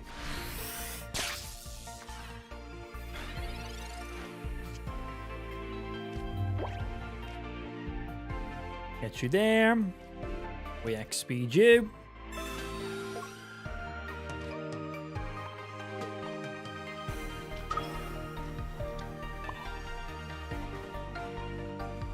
Come on, energy up. I sold 100 damage.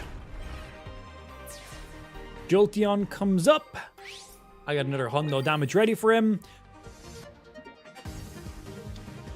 Even if his Jolteon lands all heads... Oh, wait, he does have typing advantage. That does add an additional 20.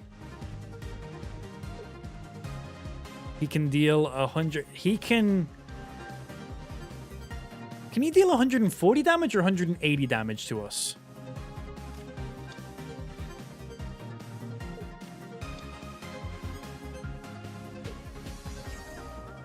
Row.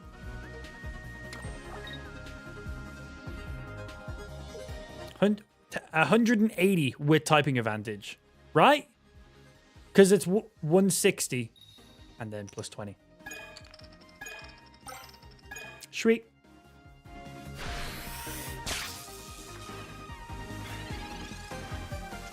And that's game. Yeah, he needed to land all of them. 4x4 is simple, man. Yeah, but I was thinking, like, what was the max number he needed to land with that plus 20? Like, could he have gotten away with 3 of them with the plus 20? Or did he need all 4? And second Aerodactyl. We got all the beautiful Aerodactyls. But yeah, man, this rainbow one is phenomenal. This one's great too. Land Crush. Bush. That's fair. And I'm an idiot, of course, as well. Naturally, yeah. Yeah, I was like, how many did he need to hit with the typing advantage? Could have been dangerous. Good game, Sam. All right, that was game number 3 with our Brock Aerodactyl deck. We actually got some damage with our Onyx that round. We actually got our Aerodactyl evolved on the bench this game. We didn't even get him on the last game. So that was nice to see, but it still seems, even though we won that game, we had some pretty decent card draw. It still seemed very underwhelming. Like, starting with Marshadow is bad. Ideally, we want to start with Onyx, Marshadow on the bench. We have Brock in hand, which is great. So when I do pull Onyx, I have an additional energy ready for him. Or at least a energy ready for him. But it's like, yeah.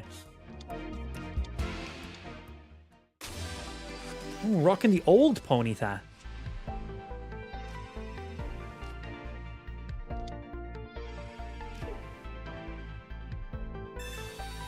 If I pull Brock next turn, we XP this Marshadow back and we start rolling. That's best case scenario. We'll see. Sorry, Emma, I don't know what any of those words mean in the chat, my dude. I barely speak English as it is, let alone other languages.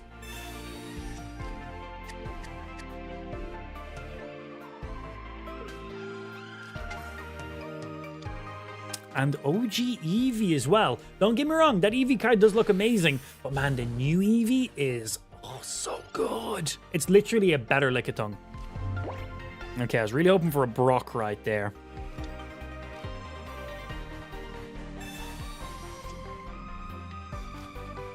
That's a couple Onyx. Right, let's see.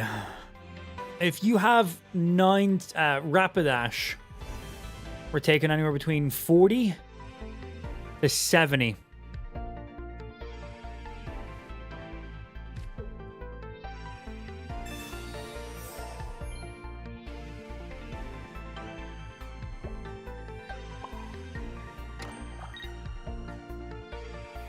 This Onyx is coming out next round no matter what. What's the best basic grass that doesn't evolve? I was going to say Executor, but that's an evolution, isn't it? Best non-evolution grass. I don't know. Run through the deck list and get back to me. Yeah, who is the best? Don't know. Most of the really good cards are either Stage 1 EX cards. Nice. Or, well, evolutions. Well, we now no longer have to worry about those evolutions, which is really, really nice. So I can X-speed you back to the bench, get Onyx up, dealing some damage.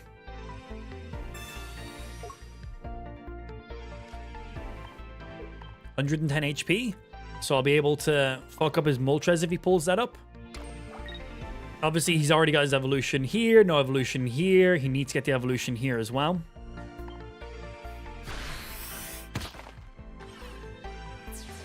We got the Aerodactyl up at a pretty reasonable time.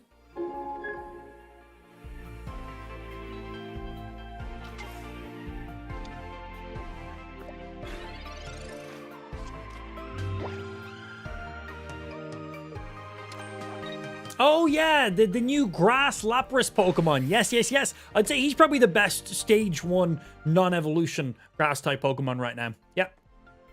The weird water anchor guy. Yeah, he's sick. Literally just Grass Lapras.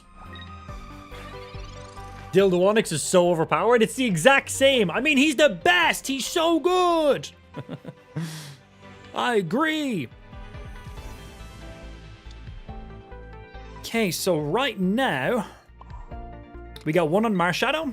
If Onyx dies, Marshadow's dealing 100. He's going to start trying to build up here for big dick damage. His Flareon can one-shot our Onyx. Marshadow can come up, deal some big damage. He then has to counter back. Oh, he's going for the Flareon right now. Flareon loses 1 energy, right?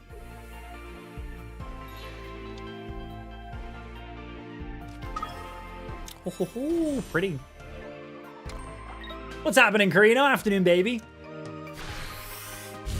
Where can I see your decks? Subscribe to the YouTube. I'm going to have some videos going up soon.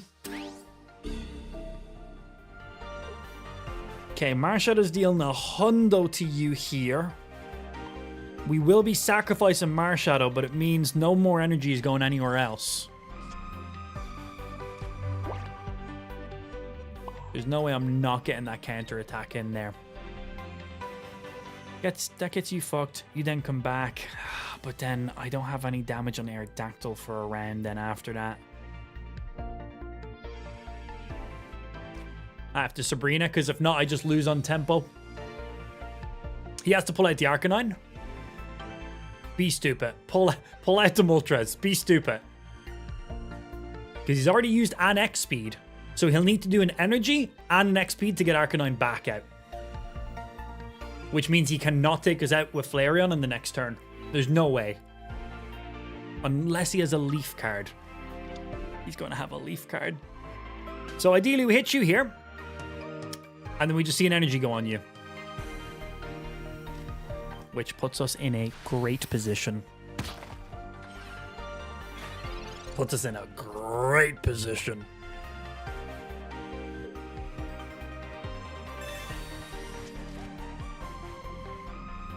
Well, that means no Leaf.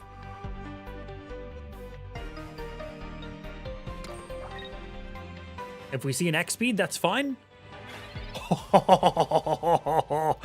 Oh, that is nice. Okay. Do I even have any other cards left on my deck? Oh, I had another Marshadow. Oh, what's up, bro? How you doing?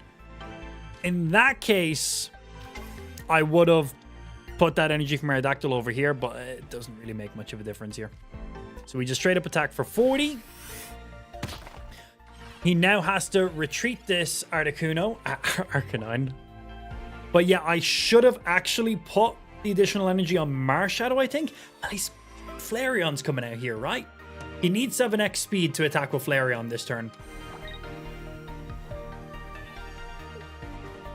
Oh, he doesn't have the X speed. Ooh! Ooh! That's pretty nice. You just need 1 energy on you. You're fine.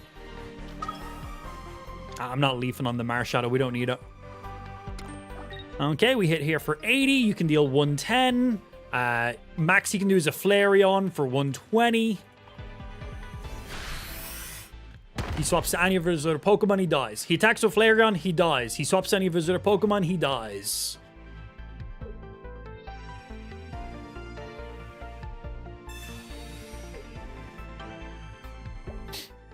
So let's see. He's only got one knockout point here. So we pull up Marshadow. He knocks out Marshadow. We pull out second Marshadow. Hit him for 100. Yeah. So if I pulled up Onix, his plan was to stall for turns because Onix is 4 to retreat. If I pulled up Onix, he was not going to attack me. That was his strategy. But I did have a Leaf in hand, which is 2 energy. Then all I needed was an X speed and then manually put 1 energy on him. So I just needed top deck and X speed, and there was only 3 cards left in my deck. So not the worst odds to actually top deck and X speed. But we just done knock out our Marshadow and then I knock you out. Good attempt, Masa. That was a good matchup. Okay, so far our Aerodactyl Brock deck is 50-50 for games. Last game had some okay card draw. This game, again, had some okay card draw. And that was pretty good. First 2 games, bad card draw. Didn't even get the Aerodactyl up. Always better, okay.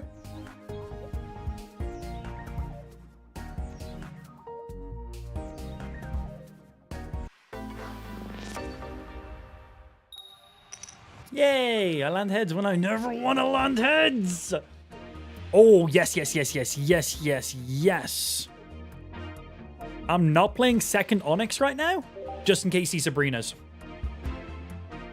Onix and Brock in hand? Yes. Oh.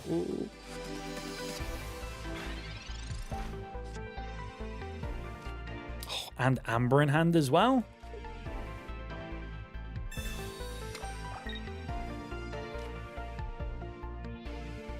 Does this even draw me anything?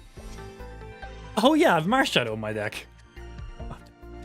Forgot for a second. I thought I literally just had Onix and Aerodactyl. Genuinely forgot. Within 5 seconds of using an Aerodactyl.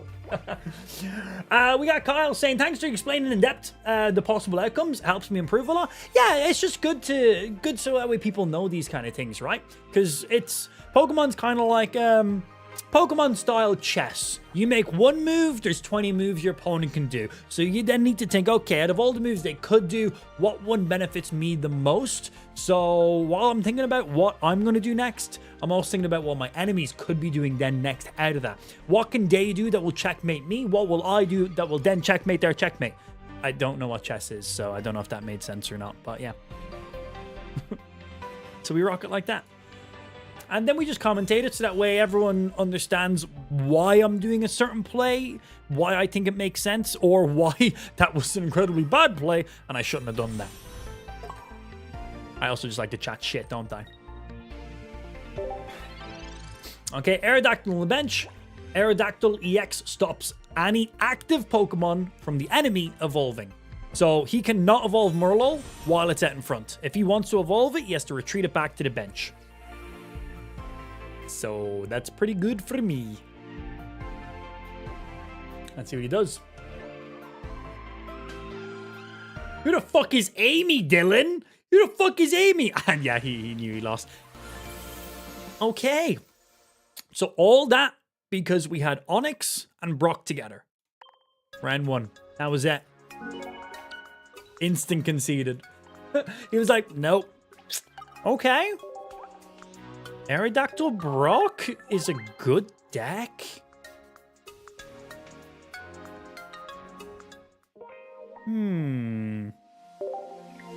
Questionable. Show deck, it'll be on the YouTube channel. Yeah, check out the YouTube. We just finished testing our Gengar deck because... So I don't play meta decks. Not that that's a flex or anything. I just like to make my own decks and find weird combos and just play shit that's not the most popular because you've already seen them. Might as well do some unique stuff that you haven't seen. So we just finished testing out our Gengar deck and there is nothing I would change with it. We played around 14 matches and I won 10 of them. 2 of the matches, there was just nothing I could do. It was just like... Well, anyway, not an excuse, but there was just nothing you could do. There was bullshit matches. And then 2 of the matches were just really good matchups that I just lost. But overall, I am very happy with the Gengar deck. We tried make a Gengar deck before, and it was okay, but it was just overshadowed by so many decks. But yeah, the new Gengar deck we just built, I am loving it. So that's going to be the next YouTube video going live. I plan on having that live maybe tonight, tomorrow. Subscribe to the YouTube. Links are in the description or in my bio or ! links into the chat. Go check it out. And then this is the next deck that I might be making a YouTube video about. And this is our Aerodactyl Brock deck. Don't question it. We're testing it. So far, potential. So far, potential. There's been some scenarios where it's been incredibly underwhelming. So you got to remember that. And this will draw me my last Onyx and just get those cards out of my deck. Beautiful. Okay, and we build up here. If we pull a Brock next round, this Onyx is doing some damage. And next round we get the Aerodactyl up, which can stop his Primeape, which means I can attack his Mankey and not have to worry about the Primeape coming up. Maybe. Have you been seeing mostly Celebi decks? I've only ran up against a few of them. So Celebi decks are definitely some pretty favorited ones by people right now. Celebi can be nuts, man. Yeah, so many coin flips. It's funny. I like it. I don't think many people will be saying that, but I like it. I think it's fun. Okay, no Brock, which is a bit annoying. But you now can't evolve, so you got to retreat.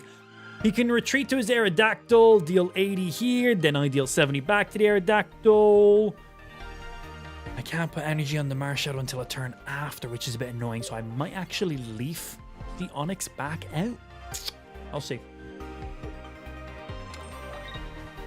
Aerodactyl seems pretty strong if you get it early. Yeah, for Aerodactyl to be really useful, you need to get him out as soon as possible. The sooner his active ability is up on the board, the sooner the enemy has to start playing differently and retreating Pokemon or, you know, certain things along those lines, which is really, really nice for us. Oh yeah, you couldn't retreat and attack on the same turn. That's nice for me. So he's expecting me to attack his Mankey here. Aerodactyl comes up, attacks me then. I attack the Aerodactyl. Then the Aerodactyl attacks me again. Can I... Is that how I want to play this? Do I burn a turn?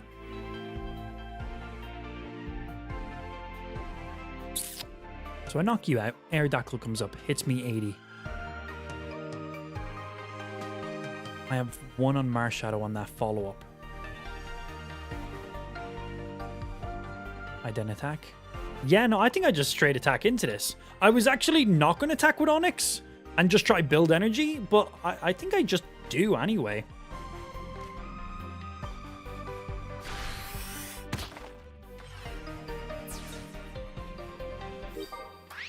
Because you can't one-hit kill my Onyx here. That should give me time to be able to put some energy on Marshadow to allow him to do his big counter attack. Like, this Onyx will be dying to the Aerodactyl, but Onyx will get him within kill range for the Marshadow then. And if he lets that EX die, that's bad.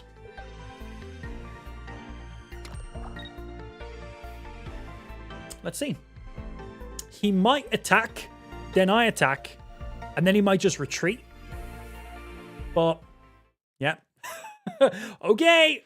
Yeah, he was just dead. He was just dead, because even if he attacked, and then I attacked, and then he retreated and didn't finish me off, then he just pulls up his Primeape that isn't dealing the additional bonus damage, because I imagine he would have evolved his Primeape on the bench, but then it's only dealing the 40 damage, and then I got Aerodactyl there, or I still have my my Onyx that he never finished off. Oh, man. Aerodactyl Brock Onyx is good? We have made a lot of people concede with this deck right now.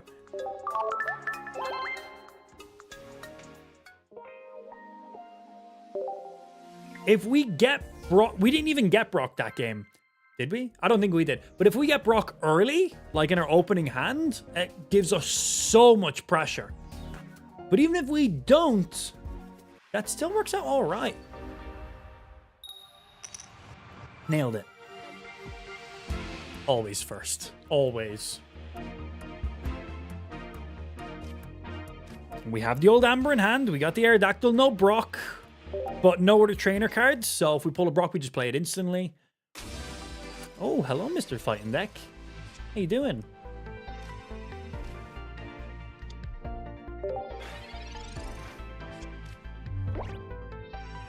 What is the command to hide chat? You need to throw your phone in the river, and that will hide the chat. You will not be able... Technically, you won't be able to see your chat if you do that. I don't think TikTok has commands. Does it? I don't know. The trick is, come over the kick. Kick.com/amplified. That's the trick. I've got a leaf. That's 2. Tree.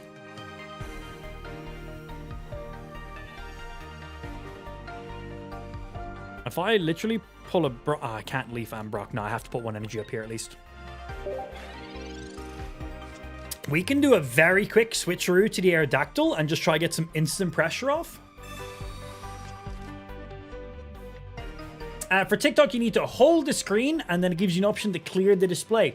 There you go. I didn't even know that was a thing. But yeah, if you don't want to see TikTok chat, just hop over to Kick. Kick.com/amplified. It's the main live stream, baby. Ow! Oh, sweetness.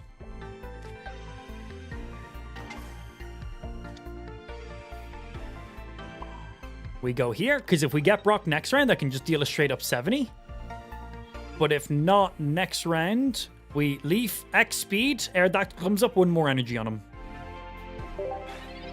I'm not popping a potion on the Onyx, because there's no way you can kill it right now. Going first is bad. Going second is the best. If you go second, you get to play energy first and potentially attack first. It's really, really nice.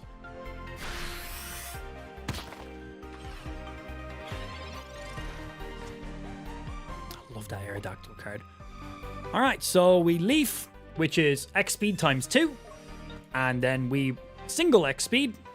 I've already got 1 energy up on Onyx. He's 4 to retreat, but with leaf we can now do this. Prior to leaf, if Onyx was on the board, he basically just stayed in the active spot the entire time.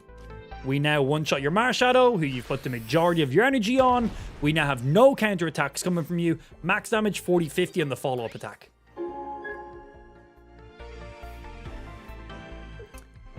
Oh, I really thought he was going to pull up his Graveler with the 1 energy on it.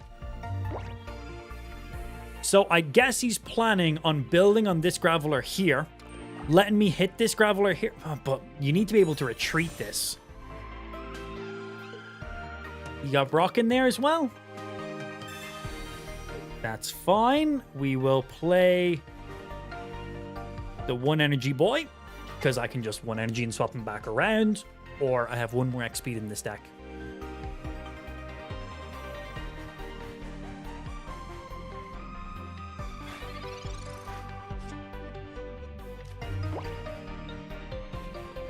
So I don't even have to spend the energy on him.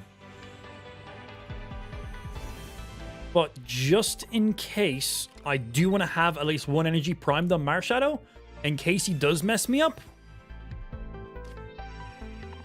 I'm ready with the revenge attack. So the question is, I can hit you here for 80. But he's building that golem on the bench. And he wants to build on the bench. So he doesn't want me to attack the golem this turn. He deals 120 and then reduces damage taken by 30. If I get the 80 off now, that gets him down pretty weak. He requires 2 hits on me. I can get the revenge. I want this golem up right now. If he has a Brock, he can attack on this next turn. If he doesn't have a Brock, he might just concede. If he Brocks now, I need Marshadow to want to kill him. Don't potion. Wait. Don't potion. So, I was hoping I can hit him for 100, but again, he's taking minus 30 damage right now. So we're not going to do that. So we're going to just attack with Aerodactyl here. Hey, Brock. We're going to attack with Aerodactyl here, and then follow up with Marshadow for the win. He has 0 knockout points on us, so we can just let him hit. If he Sabrina's and pulls out the Marshadow, that is nothing. That's absolutely fine to us.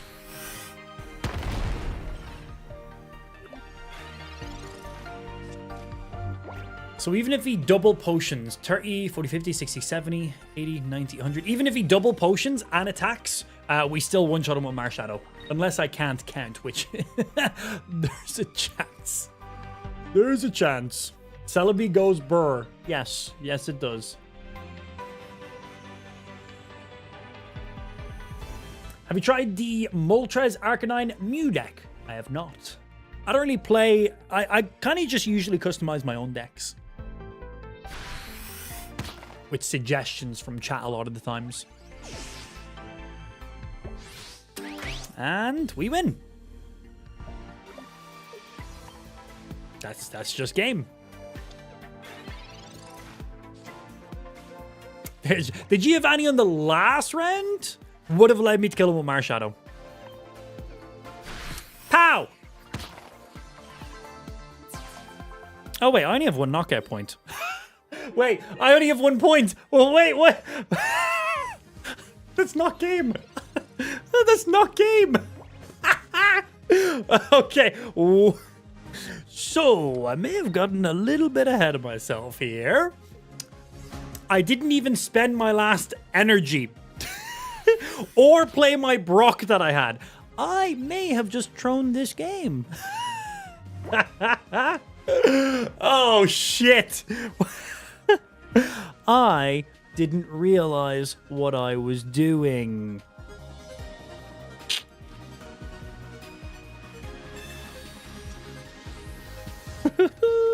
Whoopsie. Okay, so this puts me in a funny spot now. So I can get 2 energy up on you, potion you to keep you alive, pull you at next round, get 70, but then he gets Golem and fucks me.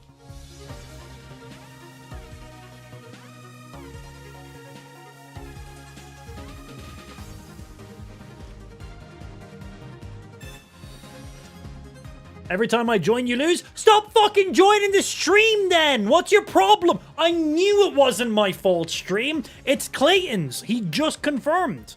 He literally just confirmed it.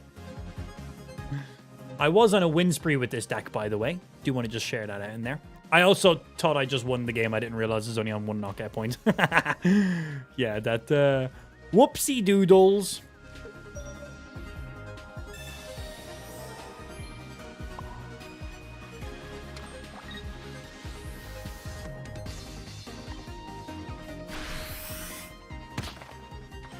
If he doesn't evolve, I win.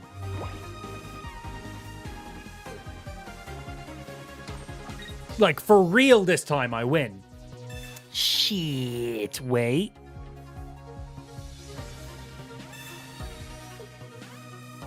Fuck you. Fuck you. Yeah, so, yeah. God damn it, Clayton! So yeah, I thought when I attacked with the Marshadow, I won the game. I could have played Brock and an energy. I could have dealt 80 damage with our Onyx on that round. Did you notice how much HP his Graveler had? 80. He had 80. I really thought when I knocked out his Golem with my Marshadow, I thought I just won the game. I thought it was over. Whoops. Whoopsie doodles. Ooh, 70, not 80? Yeah, but Giovanni. Because the previous turn, I would have energied and brocked on the Onyx. And then the next round, I retreat because I have 2 energy on the Marshadow. And then I just use Giovanni on the next turn. No, I'm not Giovanni and Brocken on the same turn. The turn I ended and done nothing on. Like, the turn I attacked and knocked out his Golem, I didn't play an energy and I didn't use a support card. I had a Brock in hand. I could have put an energy and Brock both on Onyx on that turn, and then I knocked out his Golem. Then his Graveler comes up, and then I could have went ahead and retreated the Marshadow, pulled up the Onyx, went ahead and used a potion on him as well to get him out of kill range. Giovanni'd hit him for 80. But I didn't, because I didn't do any of those things, did I? Yeah, but the Brock and the energy was on the previous turn. Giovanni then would have been on the next turn when he was actually out. Easy confusion, stream chat. If you're a dum-dum...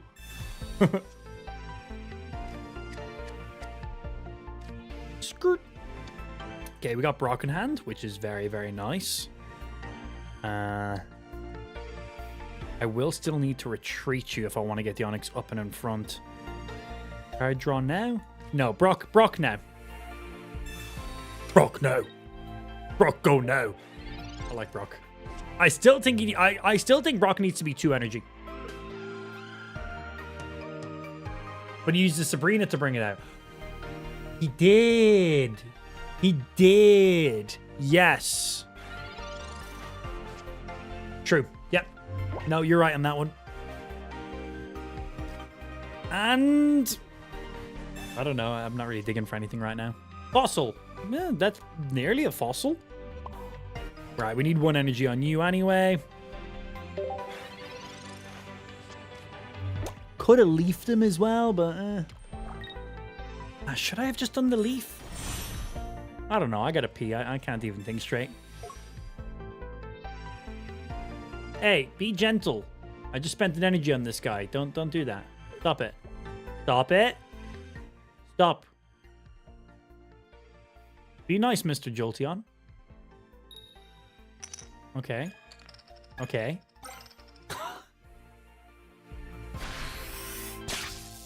Well, there goes an entire turn. Okay, if I could pull a Brock right now, that would be cool. That is not a Brock. Yeah, that is not a Brock. Oh, that's annoying. If I Sabrina, all it does is make him spend an energy on the Zapdos to retreat it back and forth. It doesn't benefit me in any way. What do you run with Dragonite? I do not have a Dragonite deck right now. I've deleted all of my decks the second the DLC went live. So all my decks that I have are brand new.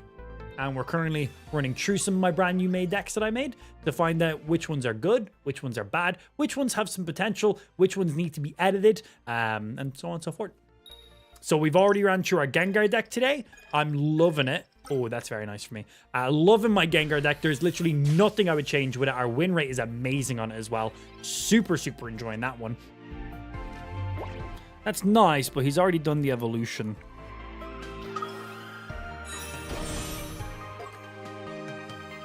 If I potion, he can still take me out. If I Sabrina, he retreats, gets the pin missiles back up again anyway. I just have to attack. Yeah, potioning doesn't help me here. Sabrina doesn't help me here.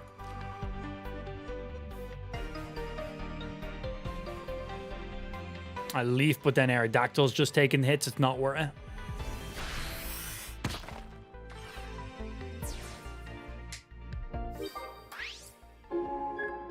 Oh yeah, typing advantage. Plus 20. That's 8. Yeah, 70 plus 20 is the kill. Whoever told me to also Giovanni, you're even more silly than I am. And I'm, as you're seeing, I completely forgot about the typing. Yeah, we knew this because we literally matched up against a Jolteon a few games ago. Amp Brain Small. Amp Brain Small. We're going to Potion now on you. Just because the Zapdos needs to land 2 heads to kill us.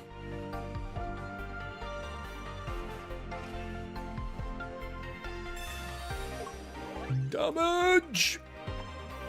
No typing advantage on this one. He needs to double potion to keep this Zapdos alive. That's why I done that. Because even if he kills this Onix, our Aerodactyl comes out with a guaranteed 80. So he needs double potion to survive that. Oh, you fucking son of a bitch. That's pretty nice, actually. Land all tails now?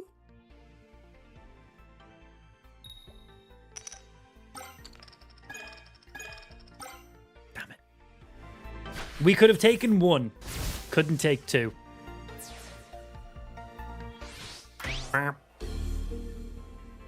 Okay, it comes down to a coin flip if he rocks our Aerodactyl or not now, doesn't it?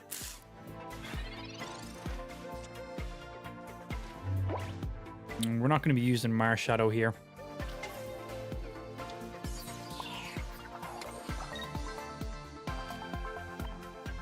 You feeling okay, Amp? You got some brain fog? I gotta pee. I gotta pee really badly.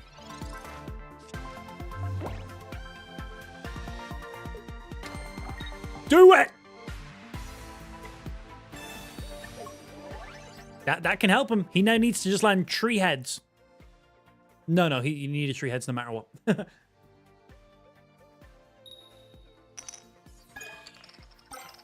We went... Once he missed 2, we won. Somehow miscount. Oh, wait, typing advantage.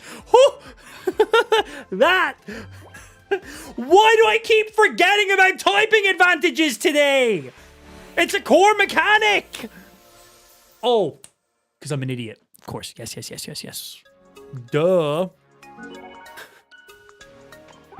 Oh. Bro. My brain's small today.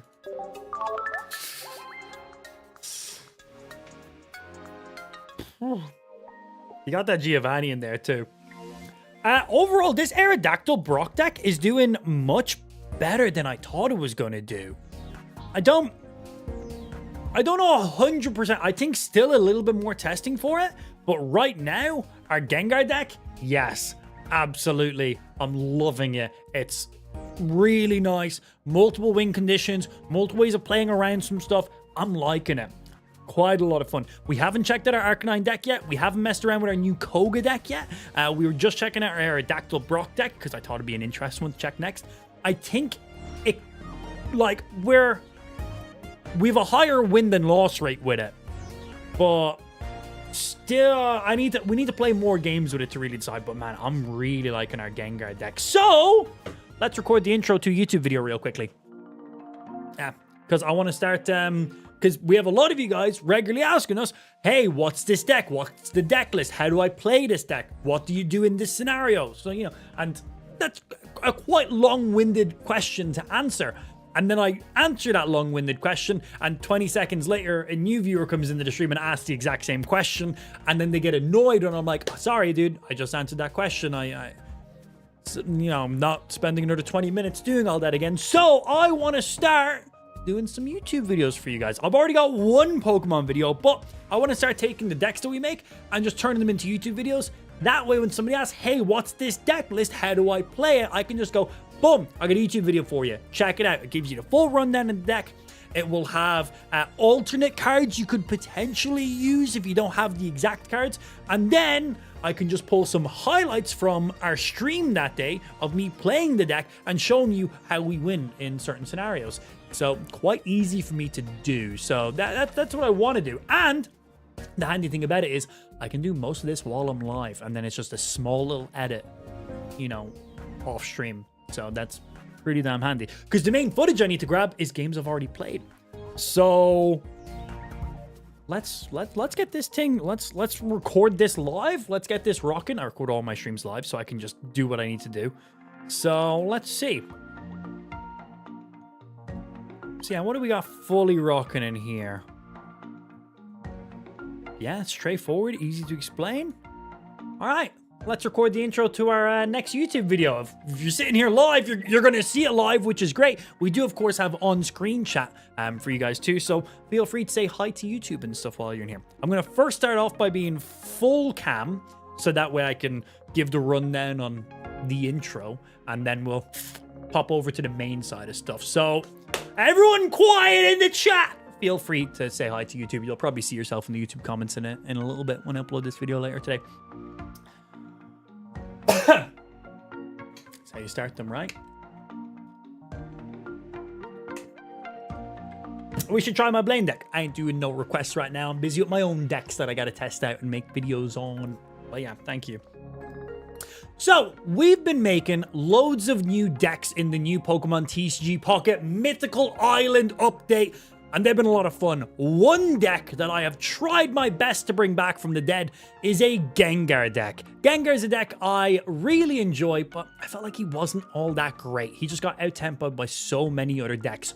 Until now. Here is my personal favorite Gengar EX deck in Pokemon TCG Pocket. Okay, there's the run then, there's the info, and then we can pull up all the other stuff over here as well. And that can sit on the screen too. Cool. So, in our Gengar deck, pretty straightforward and easy. We're rocking 2 of the base Ghastlies. We're rocking the new Haunters. I'm not 100% locked in on the new Haunters. So the new Haunter is 1 energy, 50 damage. The old Haunter is 1 energy, 30 damage. But the old Haunter has 80 HP, where the new Haunter has 70. But you got that chance for that bigger damage. And it can come in really nice because you can do round 1 Ghastly 20, then round 2 50 damage, and then round 3, yes I say tree because I'm Irish, round 3 100 damage. Meaning you can basically on curve one-shot most Pokemon in the game outside like a Venusaur and stuff. So I'm liking that potential damage window you can do with it, which is a lot of fun. So double of the Gengar line, obviously. Double Ghastly. Double of the new Haunters for that potential kill. Double Gengar EX. And then we have 2 Mews in there as well. Mew in this deck primarily is just used as a bit of a wall. So ideally, round 1, Mew goes out in front and they take some hits for you. They're then 1 energy to retreat, or you use Budding Expeditioner. We'll get around to that in a little bit. Let's get to the deck list. So double Mews in there as well. We're then rocking 2 Potions, 2 X-Speeds, 2 Pokeballs, 2 Mythical Slabs, which honestly is a real big update to this deck. 2 Professor's Researches, a Sabrina, and 1 Budding Expeditioner. It's basically a Koga for Mew, which is really nice. It's just a free retreat, free full heal. Really, really enjoying it. So that's the deck list. So the ideal setup for this deck is round 1, Mew goes out in front. You then put Ghastly on the bench, put an energy on him the second you can put an energy. Mew ideally just sits in front and takes some hits while you build for your Gengar. You obviously try to draw for your Gengar as quickly as possible. You have your Pokeballs if you didn't get your Ghastly, you have your Professor's Researches to try get your Haunters and your Gengars. But Mythical Slabs are a brand new card in the game, and these are actually really, really nice. Look at the top card in your deck. If this card is a Psychic Pokemon, put it in your hand.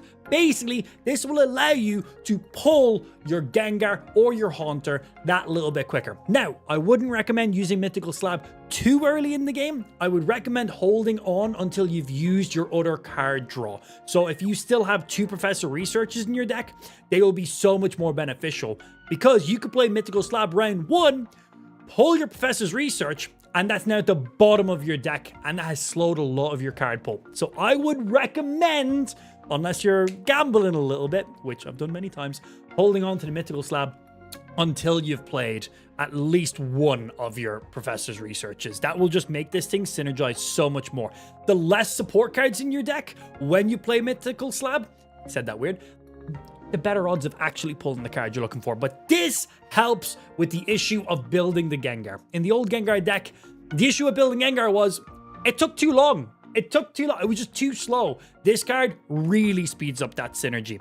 And then, as we said, you have Mew out in front, tanking some damage. Once Mew gets a little bit too weak, you Budding Expeditioner. It's just a Koga. It retreats it back to your hand. You play it back in the field. It's back to full HP. If you have both your Mews on the field, you literally cycle them back and forth between each other. You have one Mew in the active spot. You retreat him. You have your second Mew in the active spot. He gets weak. You Budding Expeditioner him, and you just keep swapping them around like that for as long as possible. During that time, you should definitely have built for your Gengar.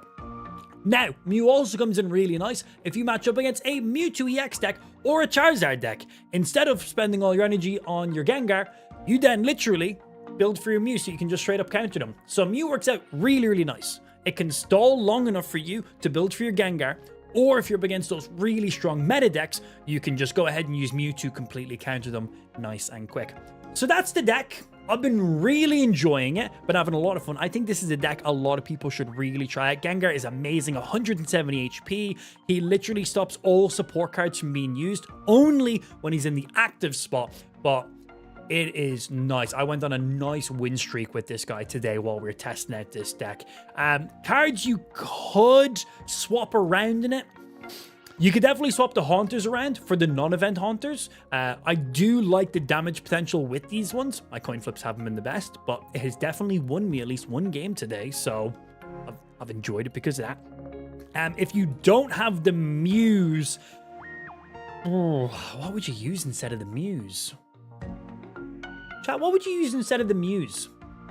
Yeah, if you didn't have two Mew EXs, what would you guys put in there? Let's play. I'm currently making a YouTube video right now. Yeah, what would you guys put in there? Also, the joys of a YouTube video, we can just edit these thingies.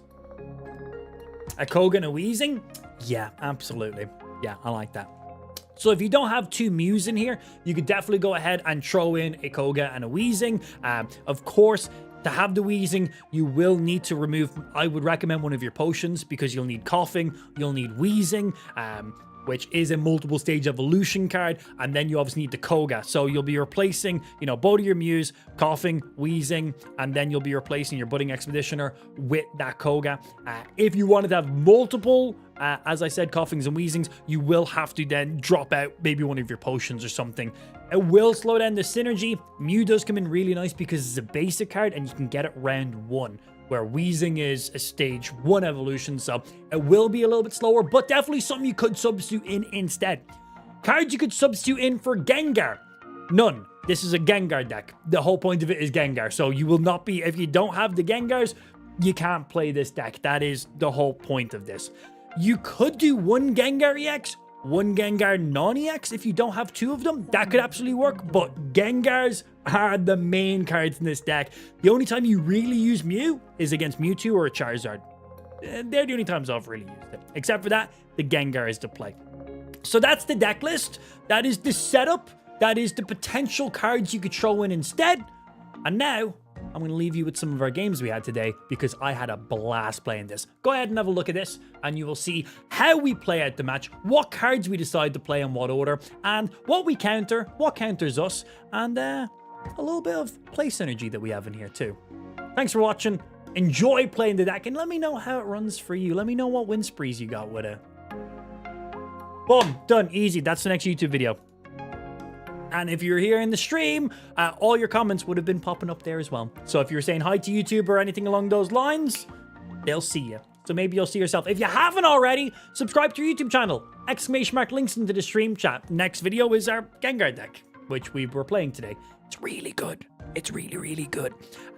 So I want to start doing some more deck videos more regularly. So I will more than likely have that Gengar deck uploaded maybe tonight, depending on how I am for time. And if not, definitely early tomorrow. Like, it'll be live before the stream goes live. I'm really liking this Gengar deck. I only plan on making these YouTube videos for the decks that I'm like, yes, this is going to be a staple deck in here. I'm not editing this. So the Aerodactyl Brock deck, I want to play some more games with it before we lock it in and make a video on it. Because I'm not 100% sure. The Gengar deck, I'm like, yes, that's solid, 100%. Deck doesn't need to be edited. It's absolutely fine. The Aerodactyl deck, I want to play a few more games before we like fully lock that in. But as you can see, we have quite a few decks in here.